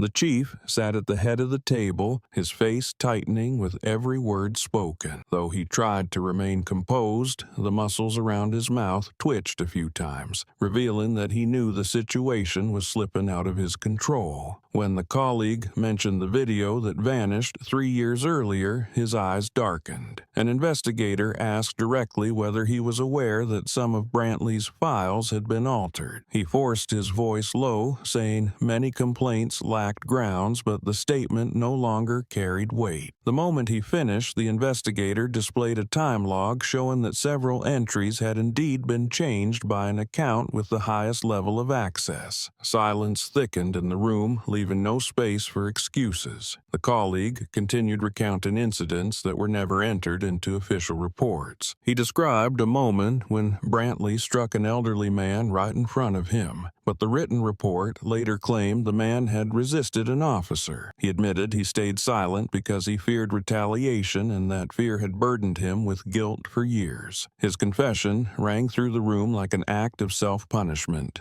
and many in the room lowered their heads in heavy quiet. Another investigator opened an even thicker file and read the names of people who had filed complaints against Brantley, only for their cases to be closed immediately after submission. The incidents spanned 8 years, most involving excessive force or abuses of authority without any legitimate cause. When the investigator reached the 11th case, he paused, exhaling as though shaken. Each line of the document peeled away another layer of protection surrounding Brantley and the system that had enabled him. The chief could no longer maintain composure. He rose from his chair, eyes red and voice unsteady. He said he never believed things had piled up this severely, but his confusion earned no sympathetic nods. The disciplinary board instructed him to sit, reminding him that from this point forward, every justification must be rooted in evidence. A board member turned a page of the new report and stated that all past files would be re-examined through an independent process under the supervision of the Department of Defense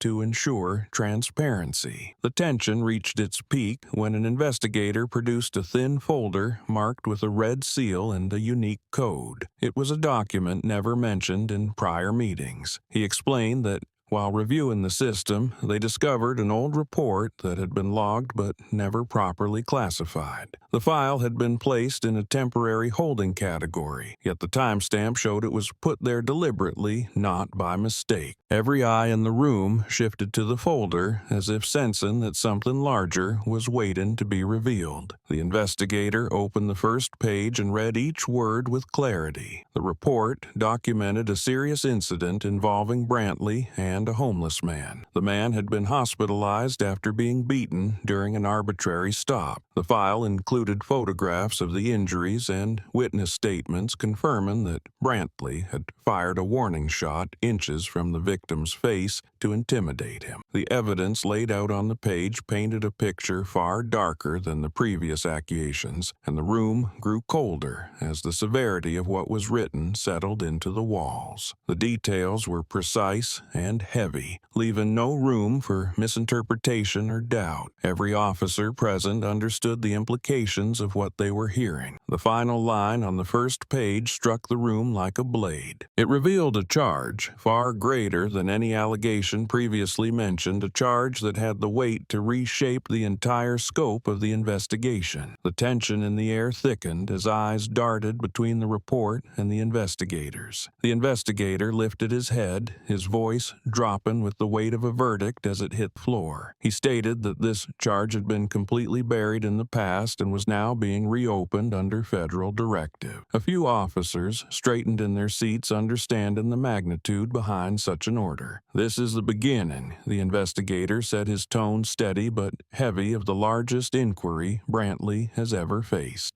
The police chief's office sat at the end of the hallway, where the warm light from the glass panels stretched into long streaks across the tile floor. The silence was so complete that even the click of a pen from the secretary's desk outside could be heard clearly. When Maya stepped in, the door closed behind her with a soft latch that echoed sharply in the mind of the man facing her. On the desk, the police chief gathered the stack of files, trying to straighten them, but his hands moved too forcefully, sending pages sliding out of alignment. His breaths were heavy and unsteady, like someone struggling to calm a fury already pressed to its limits. He looked at Maya, his eyes threaded with exhaustion and desperation. He motioned for her to sit in the chair across from him, though his voice carried a faint tremor of wariness. He spoke first, delivering a line that sounded more forced than chosen. "Let's end this quietly." His voice dropped, cracking slightly at the end, as if pleading and commanding at the same time. His face strained to project softness, but his hand beneath the desk tightened into a fist. He wanted to put a final period on all of this before it spiraled beyond anything he could sweep away. Maya leaned back slightly, her eyes fixed on him with absolute calm. She repeated her words one by one, clear but not sharp. "Your cousin almost killed me in front of everyone." The statement cut through the space between them like a cold blade. The truth of it made the police chief clench his fist harder. A vein drew tight along his neck, running upward to his temple. The more he tried to steady himself, the more visible the cracks in his composure became. He pushed up from his chair in a burst of frustration and helplessness, the seat behind him tilting before spinning back slowly. He slammed his hand against the desk, sending the stacks of papers jumping, a few sheets fluttering to the floor. The impact rattled the window frame. "Are you trying to bring this entire department down?" Every word fell like bent metal, strained and forceful as he attempted to dominate the woman sitting across from him. His stare bore into Maya as though she were the cause of this chaos, even though he knew exactly where the true fault lay. Maya did not blink when he erupted. She sat silent for a few seconds, then placed the thick bundle of evidence on the desk directly over the spot where his hand had struck. The weight of it landed with a firm, crisp thud, as if hitting the last remaining wall of his defense. "The truth is what's destroying you, not me." Her voice was soft but solid, steady enough to make anyone hold their breath. She did not threaten. She did not raise her tone. She simply stated a fact, and that fact carried enough force to collapse the fortress he had spent years building. The police chief stared at the folder with eyes reddening from strain and anger. He knew the documents before him were not something he could slide aside and pretend not to see. The names of victims, the dates, the matched witness accounts, and the clips recorded by civilians made it clear that every exit had already closed. He tried to steady his breathing, but the exhale that slipped out was too loud, betraying the pressure crushing him. His hand moved to his forehead, rubbing hard as if trying to understand how everything had slipped out of his grasp so quickly. Maya watched the scene without a trace of triumph. She had not come here to witness his collapse, but to face the man who had shielded an abuser for years. Everything she had heard in the investigation room still echoed in her mind, and the trembling faces of those witnesses made compromise impossible. Her silence thickened the air so heavy that even the cold breeze from the air conditioner could not dispel the weight settling over the room.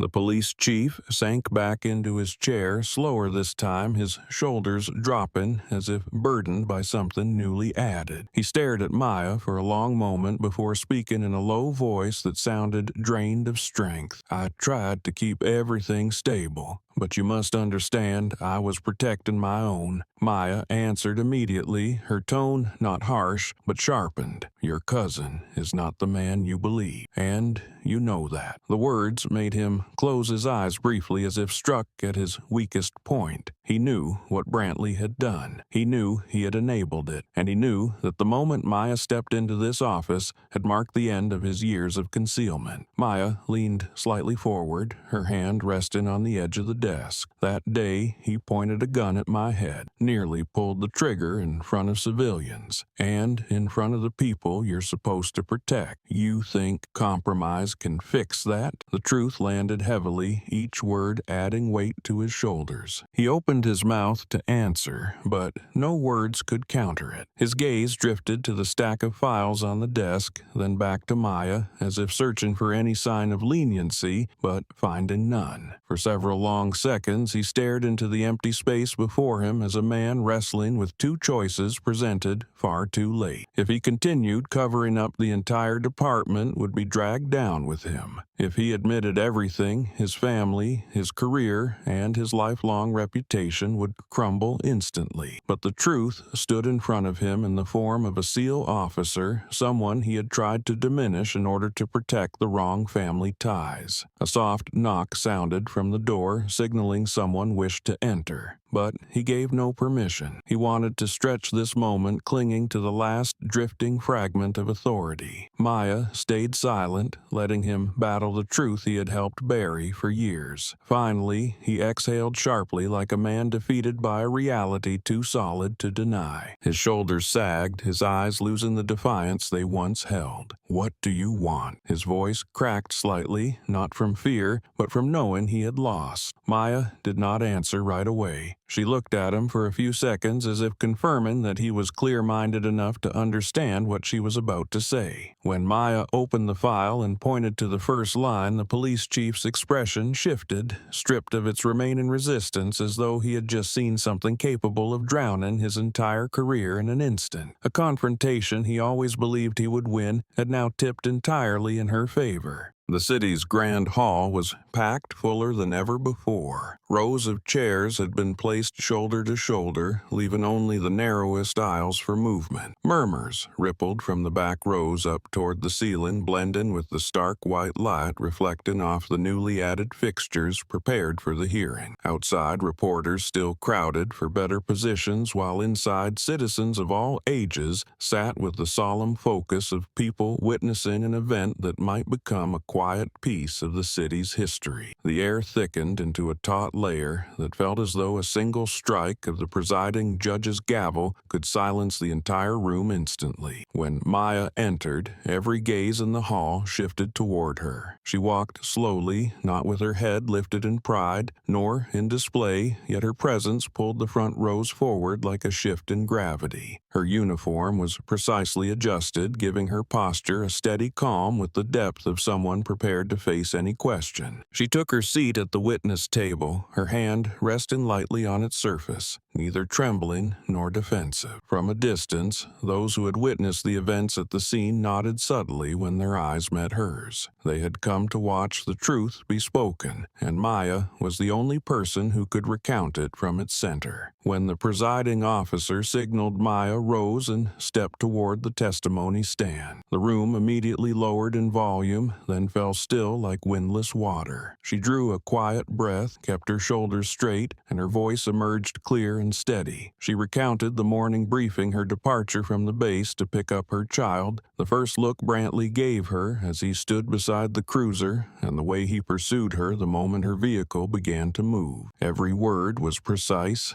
nothing added, nothing omitted, as though she were laying down stones to form a path toward truth. The public listened closely, while the hearing counsel listened and wrote notes rapidly. She described being forced to the curb, yelled at, and pulled from her car. Her voice did not waver as she spoke of the wrist lock or the moment he pointed a gun at her face. She told them about the elderly woman in the crowd, about the people live streaming, and about the instant her sleeve was pulled back, revealing the special operations tattoo. Each part flowed into the next with an even rhythm, like a timeline uninterrupted despite her standing in front of hundreds of watching eyes. When she reached the moment of her counterstrike, a few listeners held their breath, not because they did not know it had happened, but because hearing Maya herself narrate it carried a weight beyond what any video could show. When she finished, the presiding officer nodded and ordered the footage to be shown to the council. The large screen lit up, capturing every ounce of attention in the room. The clips played in chronological order, each angle so clear that no detail remained hidden. The midday sun reflecting off the vehicle, Brantley's shouting, slapping against the ears of those hearing it for the first time, the rustle of the crowd, the recorded breaths all layered into the hall. The audience murmured when they saw him wrench Maya's arm, and a wave of stunned silence spread when the gun drew close enough to her face for its metallic gleam to dominate the frame. From the row reserved for police personnel, Brantley stood hunched in on himself as if trying to dodge every frame, even though there was nowhere to hide. He could barely stay upright, one arm wrapped around his abdomen as tension tangled his breath. He was used to walking into meeting rooms with arrogance, but today he stood in the hall like a man stripped bare under the light. Every time the footage reached the moment the seal tattoo on Maya's arm appeared, he flinched as though reminded again that this was the instant he lost every ounce of authority he had ever held in his career. When the video ended, the hall sank into several long seconds of silence. A council member spoke first, his voice sharp and concise. He said that what had been shown went far beyond the boundaries of ordinary professional misconduct. Another member emphasized that a pattern of escalating abuse, culminating in nearly causing the death of a military officer in broad daylight, demanded action at the highest level. His words made some in the hall nod, while others covered their mouths in shock. Brantley was ordered to step to the stand for questioning. He walked with an unsteady, swaying gait, his eyes red from exhaustion and fear. He tried to begin by saying he thought Maya was a threat, but the council immediately instructed him to answer directly. He stammered explanations about being provoked, about not meaning to do harm, yet not a single statement held when set beside the footage and earlier testimony. One council member asked him plainly why he had reported false information over the radio. He gave no answer, his lips trembling like someone who had lost his voice. When the questioning ended, the council began its private deliberation. Their discussion did not last long, but the tension was thick enough that no one in the hall dared make a sound. Maya sat quietly in her chair, her gaze steady but without triumph. She knew this moment was not only for her, but for every person Brantley had mistreated over the years. The room's atmosphere tightened slowly, as though waiting for a verdict taken shape in the minds of those empowered to deliver it. When the council returned to their seats, the presiding officer lifted the gavel and struck it once, the sound cracking through the hall. His voice rose slow, but weighted with gravity. The council had voted to pursue criminal charges against Brantley Woltz, encompassing all counts related to abuse of authority, violence, and endangerment of life. A swell of reaction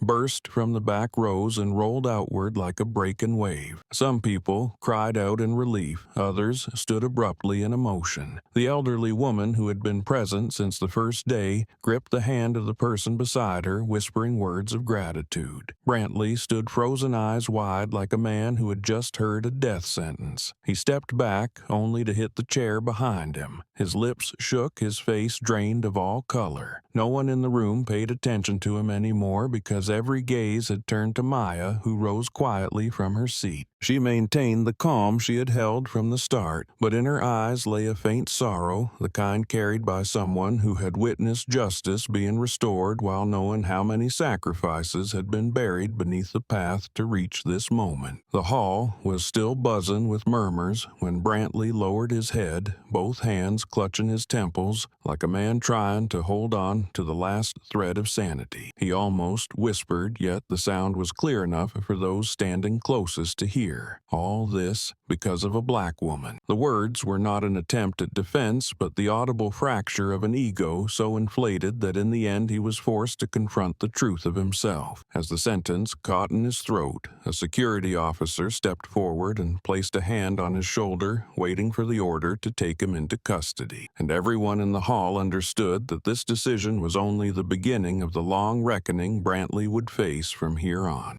The trial convicting Brantley Woltz took place on the afternoon of the second day after the public hearing. The courtroom was packed, most of the attendees being those who had followed the case since the first day, along with several veterans, a few human rights organizations, and people who had once stayed silent during the times Brantley abused his authority in the past. Light from the large windows fell across the front rows, casting a thin sheen over the long wooden bench of the judicial panel. Although the room carried a low hum of conversation, something heavy and dense lingered beneath it, as if waiting for a verdict to set it free. Brantley was escorted into the courtroom by two officers. He no longer carried the gait of someone who once believed himself untouchable. His hair was disheveled, his face gaunt after 2 nights without sleep, and though his clothes had been pressed in haste, the creases at the shoulders still showed sharply. When he saw Maya standing in the witness section, he avoided her gaze as if a single direct look from her might be enough to make him collapse. The tremor in every movement he made revealed the truth that everything he once used as a shield had already slipped from his hand. When the presiding judge began reading the charges, the entire hall fell silent. His voice rose in steady waves, echoing against the ceiling of the courtroom. Brantley was charged with abuse of power, excessive use of force against civilians, assaulting an active-duty military officer, endangering another person's life, and engaging in racially discriminatory conduct while performing his duties. Each charge landed like a hammer against the desk, not shouted but still carrying the weight of every word. People in the gallery exchanged glances, some exhaling softly as though releasing a burden. Brantley shook his head slightly at the word racial. He seemed ready to object, but his breath came too rapidly for him to form any sound. When the presiding judge asked whether he had anything to say before the final decision was handed down, he stood his legs unsteady, his hands gripping the edge of the table. He opened his mouth and tried to claim he had been misunderstood, that the situation had been exaggerated. But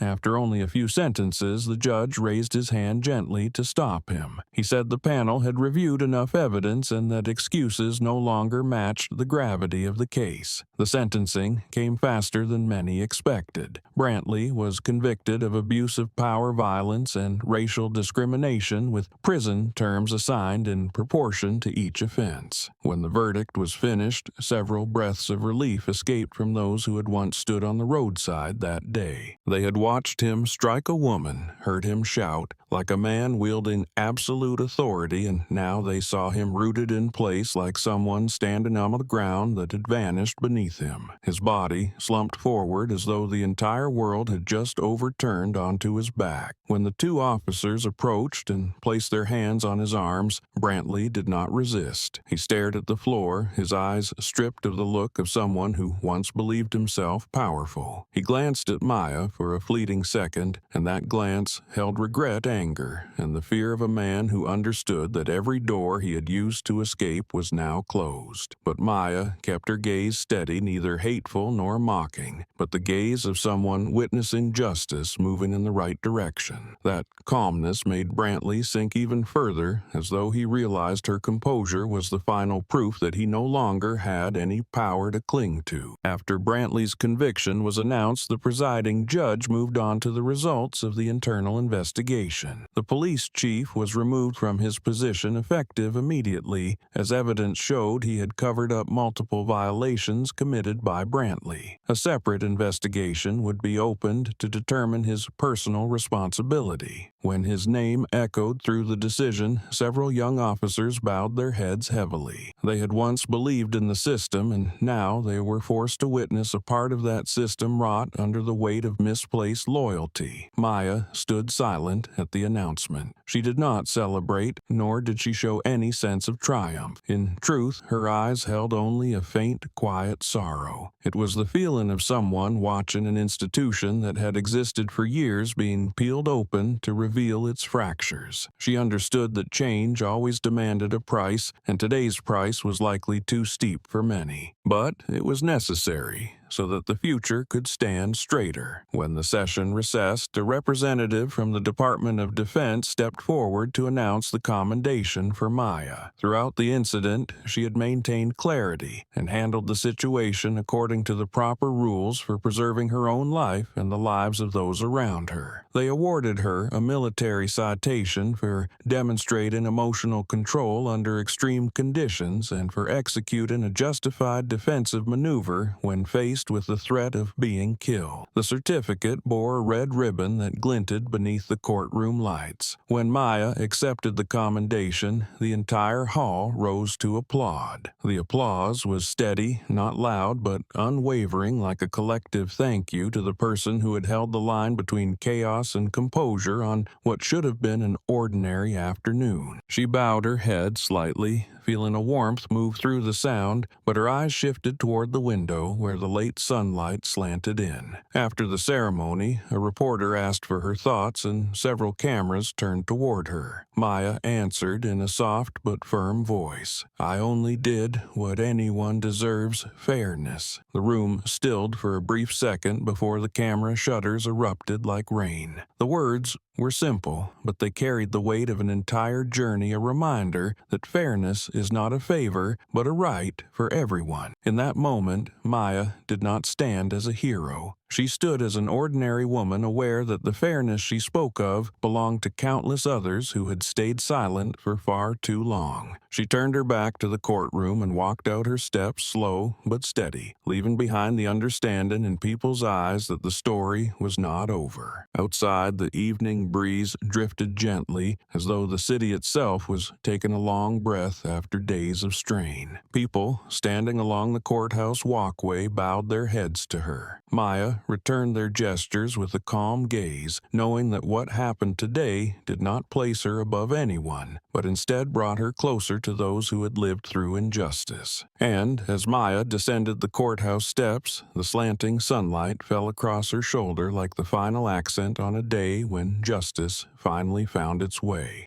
The elementary school gate was always busy in the afternoon, but today it felt lighter, as if a new breeze had just swept across the campus. Children spilled out of the main hall, backpacks bouncing with every step, their laughter spreading all the way to the parking lot. Maya stood leaning against the low fence, the last light of the day casting a soft, golden layer across her shoulders. Through the tense days that had just passed, she had never allowed herself to stop and truly breathe. Only when she saw the school gate open did she finally feel calm returning piece by piece like cool water flowing back after a storm. Her daughter Ava was the first to run out among the younger students. Her hair was tied neatly, her uniform dress fluttering with each stride. When she saw her mother, her eyes lit up, both surprised and delighted, stopping for a few seconds before rushing into Maya's arms. The embrace carried a tenderness and purity Maya hadn't realized she had longed for. She bent down and wrapped her arms around her child, taking in the scent of the sun on her hair. All the surrounding noise faded until only the soft rhythm of Ava's heartbeat pressed against Maya's chest remained. Ava lifted her head, her dark eyes shimmering with a curiosity she could not hide. Her first question came softly but sharply like a needle,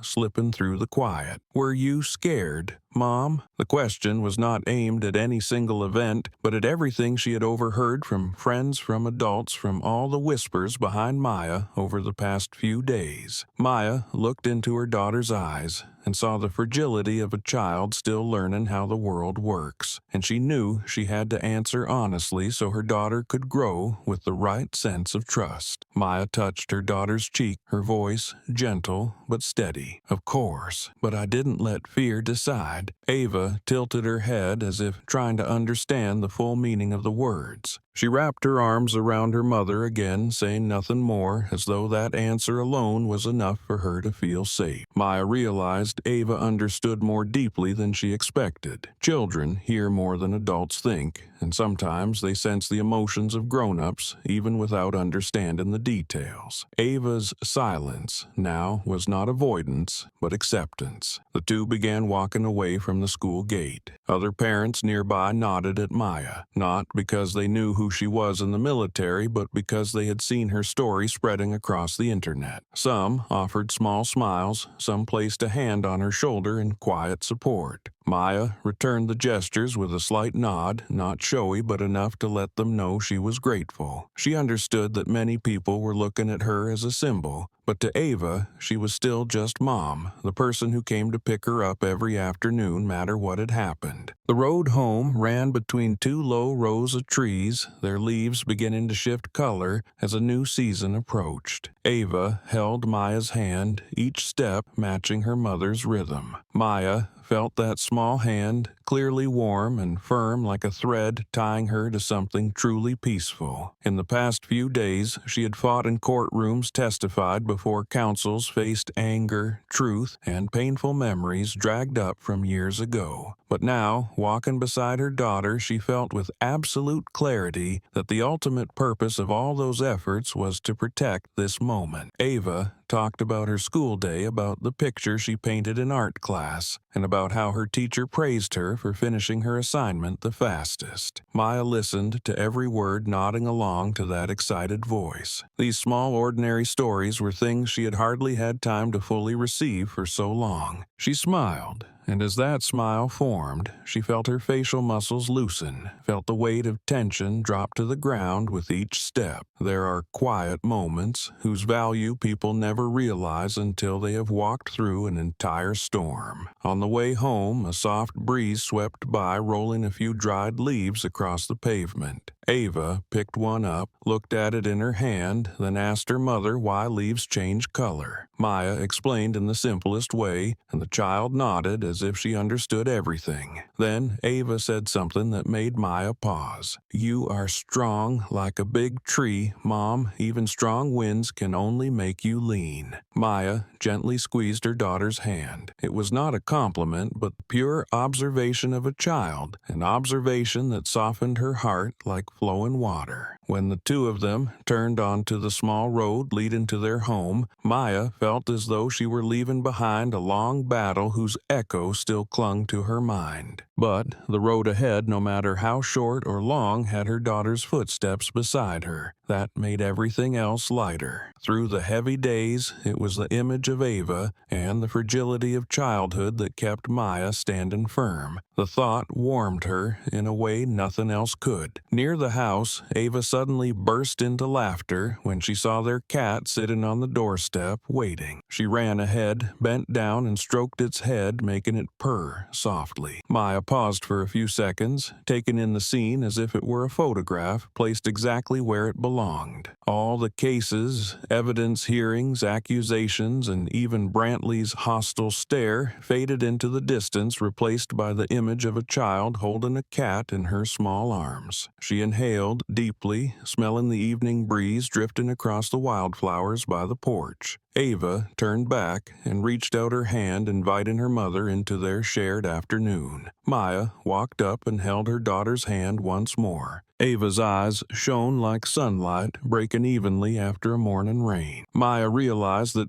peace was not something found in courtrooms or in public praise. Peace lived in moments when she was Nan, her daughter wrapped her arms around her, when she heard school stories, and when the two of them walked home through a quiet afternoon. That day, after all the noise, all the battles, and every verdict, when Ava's hand wove into hers, Maya understood that the greatest fight of her life was not the one faced at gunpoint, but protecting the simple moments she had with her child. And when the front door closed behind them, the sound of the wind outside softened, and she felt that piece of peace truly return. After the verdict against Brantley, Maya's story spread faster than the winds, signaling a new season. From the first live streams to the videos recording the entire incident, everything was shared widely across social media before spilling into newspapers and national television networks. On the evening after the trial, Maya appeared on the news as the week's central figure, even though she had offered no lengthy public statement. Commentators revisited the chain of events and analyzed every detail from the moment her car was sideswiped to the counterstrike and the arrival of the military unit. Each angle was dissected, not to hunt for flaws, but to understand how an incident that seemed ordinary could rise into a symbol of change. On nightly news programs, the footage of Maya walking out of the courthouse with Ava was replayed again and again. Many called it the moment two generations stepped across the boundary of fear to touch justice. Whenever the camera lingered on Maya's face, reporters used words such as steady, calm, and resolute. Anchors noted that it was rare for courage to manifest through composure rather than force. Hearing those words made Maya, even while watching the broadcast in the warm light of her living room, feel strangely unfamiliar with the image of herself. She had always seen herself as someone fulfilling a duty, yet to many, her actions had gone far beyond personal obligation. Military academies across the country began using Maya's story as a prime example of emotional control under extreme pressure. Instructors and officer training programs analyzed the footage frame by frame, from her gaze when confronting Brantley to the precise timing of her weapon disarm and counterstrike. They emphasized that skill alone was not enough, that a steady mind, patience, and finely tuned threat awareness mattered just as much. Many young cadets looked to Maya as a model,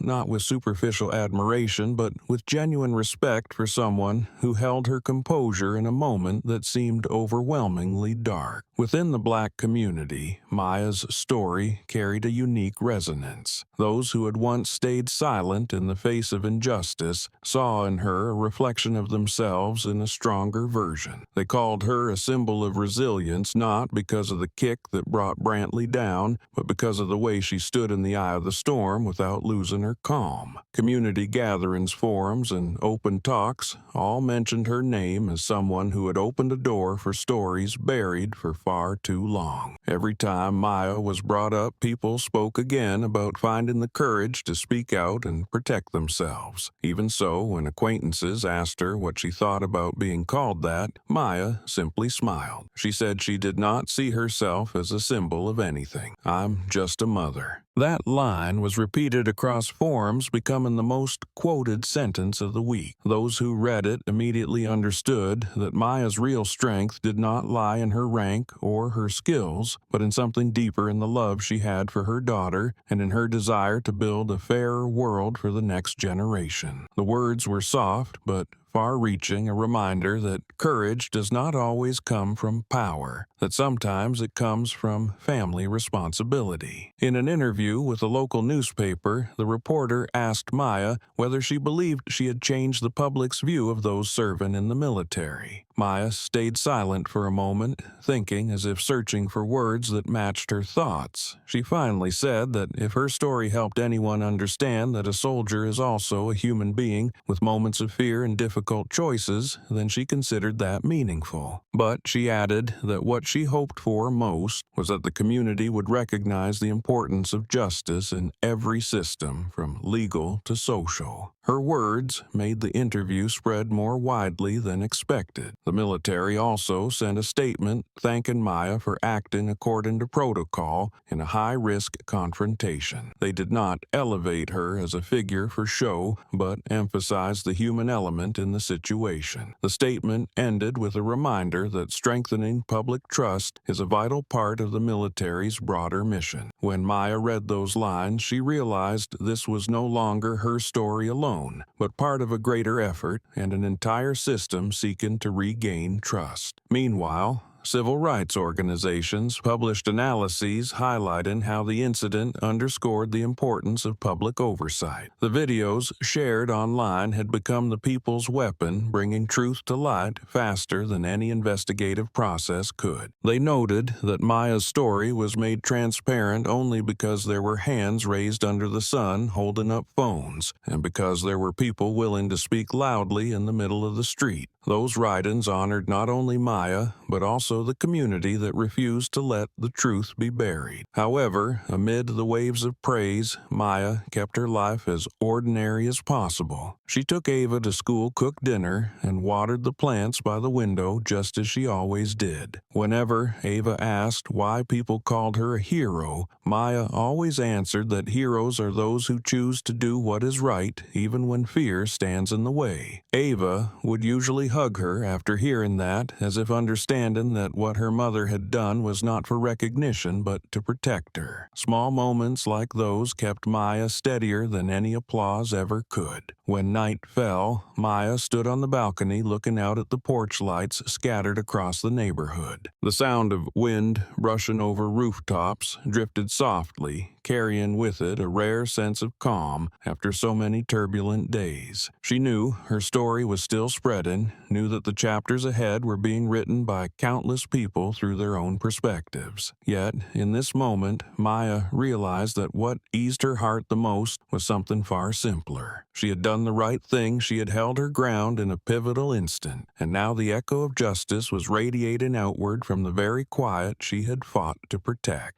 The sentencing hearing for Brantley took place the next morning in a smaller courtroom, though it was still filled with people. There was no noise from the press as in the previous days, only rows of pale wooden seats and white lights shining directly onto the bench. The stillness was so complete that even the footsteps of the escorting officer echoed clearly through the room. Those attending sat upright, their faces tense because they knew this was the final chapter of the events that had shaken the city. And in the defendant's chair, Brantley sat with his body slightly hunched as if he were trying to hold on to the last remaining weight of himself. When the judge entered, a wave of silence swept across the room. Maya was not present at this hearing because she no longer had a direct legal role, yet her actions lingered like a shadow behind every development. Reports, statements, and evidence had all been submitted earlier, and today was only the moment that would determine the fate of a man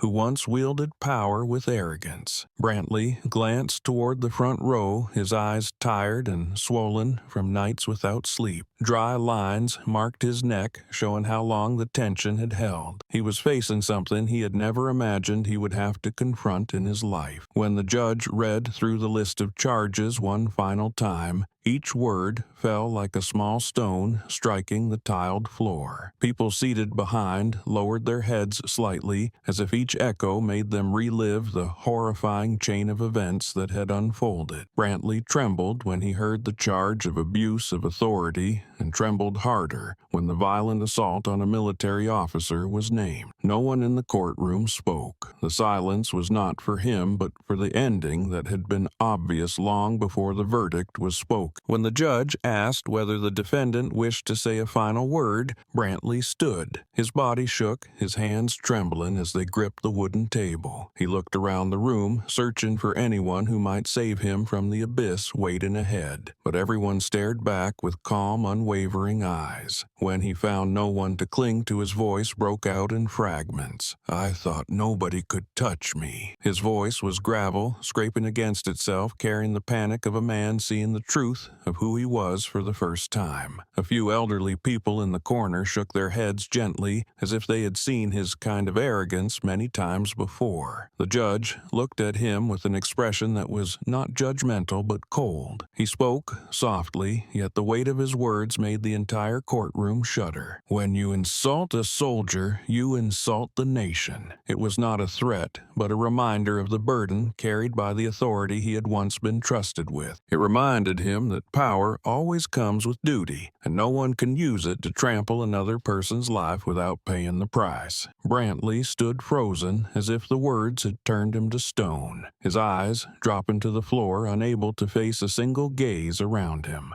After that sentence, the verdict was delivered. Brantley was sentenced to a prison term long enough for him to face days with no sirens, no cruiser, and no protection from the system that had once sheltered him. When the officer cuffed him, the sharp clink of metal rang out a sound, marking the end of an era and the beginning of a stretch of days he had always believed were meant only for other people. In that moment, he bowed his head so low it nearly touched his chest, his shoulders collapsing until the people behind him could no longer see his face. He was escorted down the aisle between 2 rows of seats. The sound of his shoes hitting the floor echoed evenly heavy and drawn out with every step. No one spoke. That cold silence wrapped around him like a second sentence, not written on paper, but destined to cling to him to the very end. He tried to glance at a few people in the room, hoping to find even a sliver of sympathy, but every gaze had already shifted away from him and toward the place where justice had just been affirmed. The feeling of being left behind made him tremble hard, like someone dragged out of familiar ground and thrown into a bottomless dark. Out in the hallway, a few young officers stood looking through the glass, watching him being led away with somber faces. It wasn't pity. It was the understanding that what happened today was a lesson no one ever wants to write. The arrogance that had once convinced him he was untouchable, that no one would dare question what he did, now peeled away, revealing him as rotted wood finally knocked over after years of standing smugly in place. That collapse stripped him of every image, every scrap of respect, and even the semblance of honor he had long since destroyed. When the courtroom door closed behind him, the echo made several people flinch. Some rose slowly from their seats as if they needed a few seconds to grasp that the story had truly ended. On some faces, there was relief; on others, a sober reflection about the long road ahead for the city. But on Brantley's face, as he was led down the hallway, there was only emptiness. Tears slipped down onto his cuffed wrists, forming faint trails before disappearing into the folds of the gray inmate uniform. In another part of the courthouse, Maya sat with Ava in the waiting lobby. They hadn't attended the sentencing, but Maya could sense the outcome in the stillness around her. She knew the verdict could not heal all wounds, but it opened a new door for the community. Ava looked at her mother, saw the morning light brushing against her cheek, and held her hand tightly. Maya gave a gentle smile, like someone hearing the tide recede after a storm. And deep within the courthouse, Brantley stepped through another door into a place of white lights, the footsteps of guards, and a long corridor leading into the dark. The silence surrounding him was no longer the silence of power he once used to press down on others, but the silence of reckoning, forcing him to face himself, a fitting price for the arrogance that had driven him into the abyss. That afternoon, Maya left the base later than usual. She drove slowly along the familiar suburban stretch where 2 rows of small trees cast broken shadows over pavement, cooling after a long day. Ava had been left with a family friend for a few hours, so Maya could have a moment to gather herself, like someone who had just walked through a grueling journey and needed a few quiet beats to reclaim her breath. She turned the radio on low, just enough for faint background music to spread lightly through the car. The road ahead glowed under the last light of day, a gentle brightness capable of steadying someone whose thoughts had not yet fully settled. When the SUV reached the wide curve, Maya realized where she was heading. The intersection appeared ahead, no longer filled with midday sirens, no longer forcing traffic to jolt aside,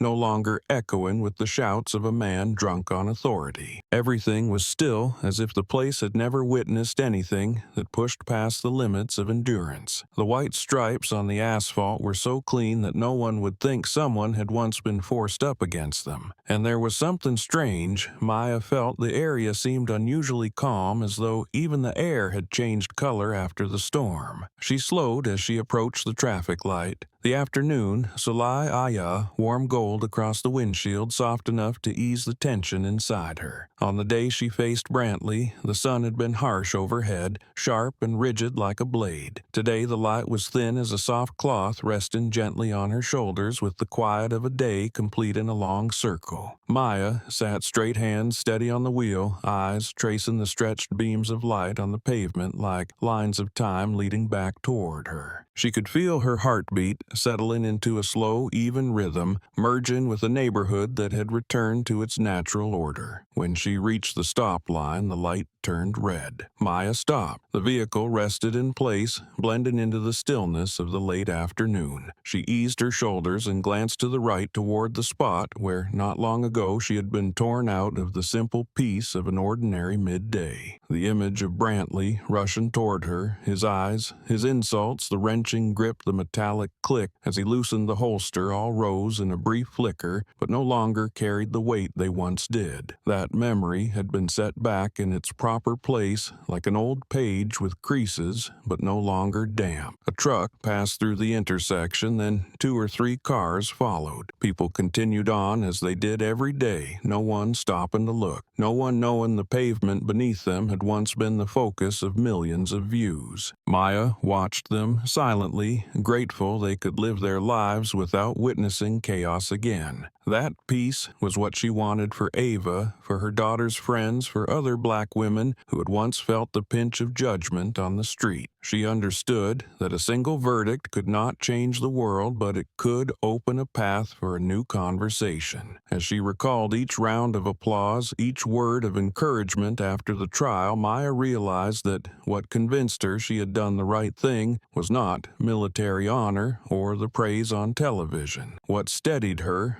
were Ava's eyes when she asked whether her mother had been afraid. In that moment, Maya understood that her daughter needed to see her stand upright, not because she was strong, but because she knew what was right. And in the days that followed, when Ava held her hand as they walked down the street, every step felt lighter because Maya knew her child was seeing the truest and most human version of her mother. The red light shifted to yellow, then green. But Maya kept the car still for an extra beat, like someone wanting to look a moment longer at the last traces of the day to close the circle of an old memory. She stared straight ahead, seeing a stretch of road that no longer carried the tint of threat or anger. A light breeze passed, stirring a few strands of hair near her ear. She exhaled slowly, feeling her breath dissolve into the warm amber air of dusk. Then Maya spoke softly, as if to herself, as if to anyone who had walked through a storm and still managed to rise again. Justice sometimes begins with a single, wrong glance. The words held no bitterness and no regret. They carried the truth that what seems like a small moment can lead to a much larger path. One wrong glance can ignite violence, yet it can also set a courtroom in motion, give a community its voice, and awaken those who had forgotten their responsibility. A car behind her honked lightly,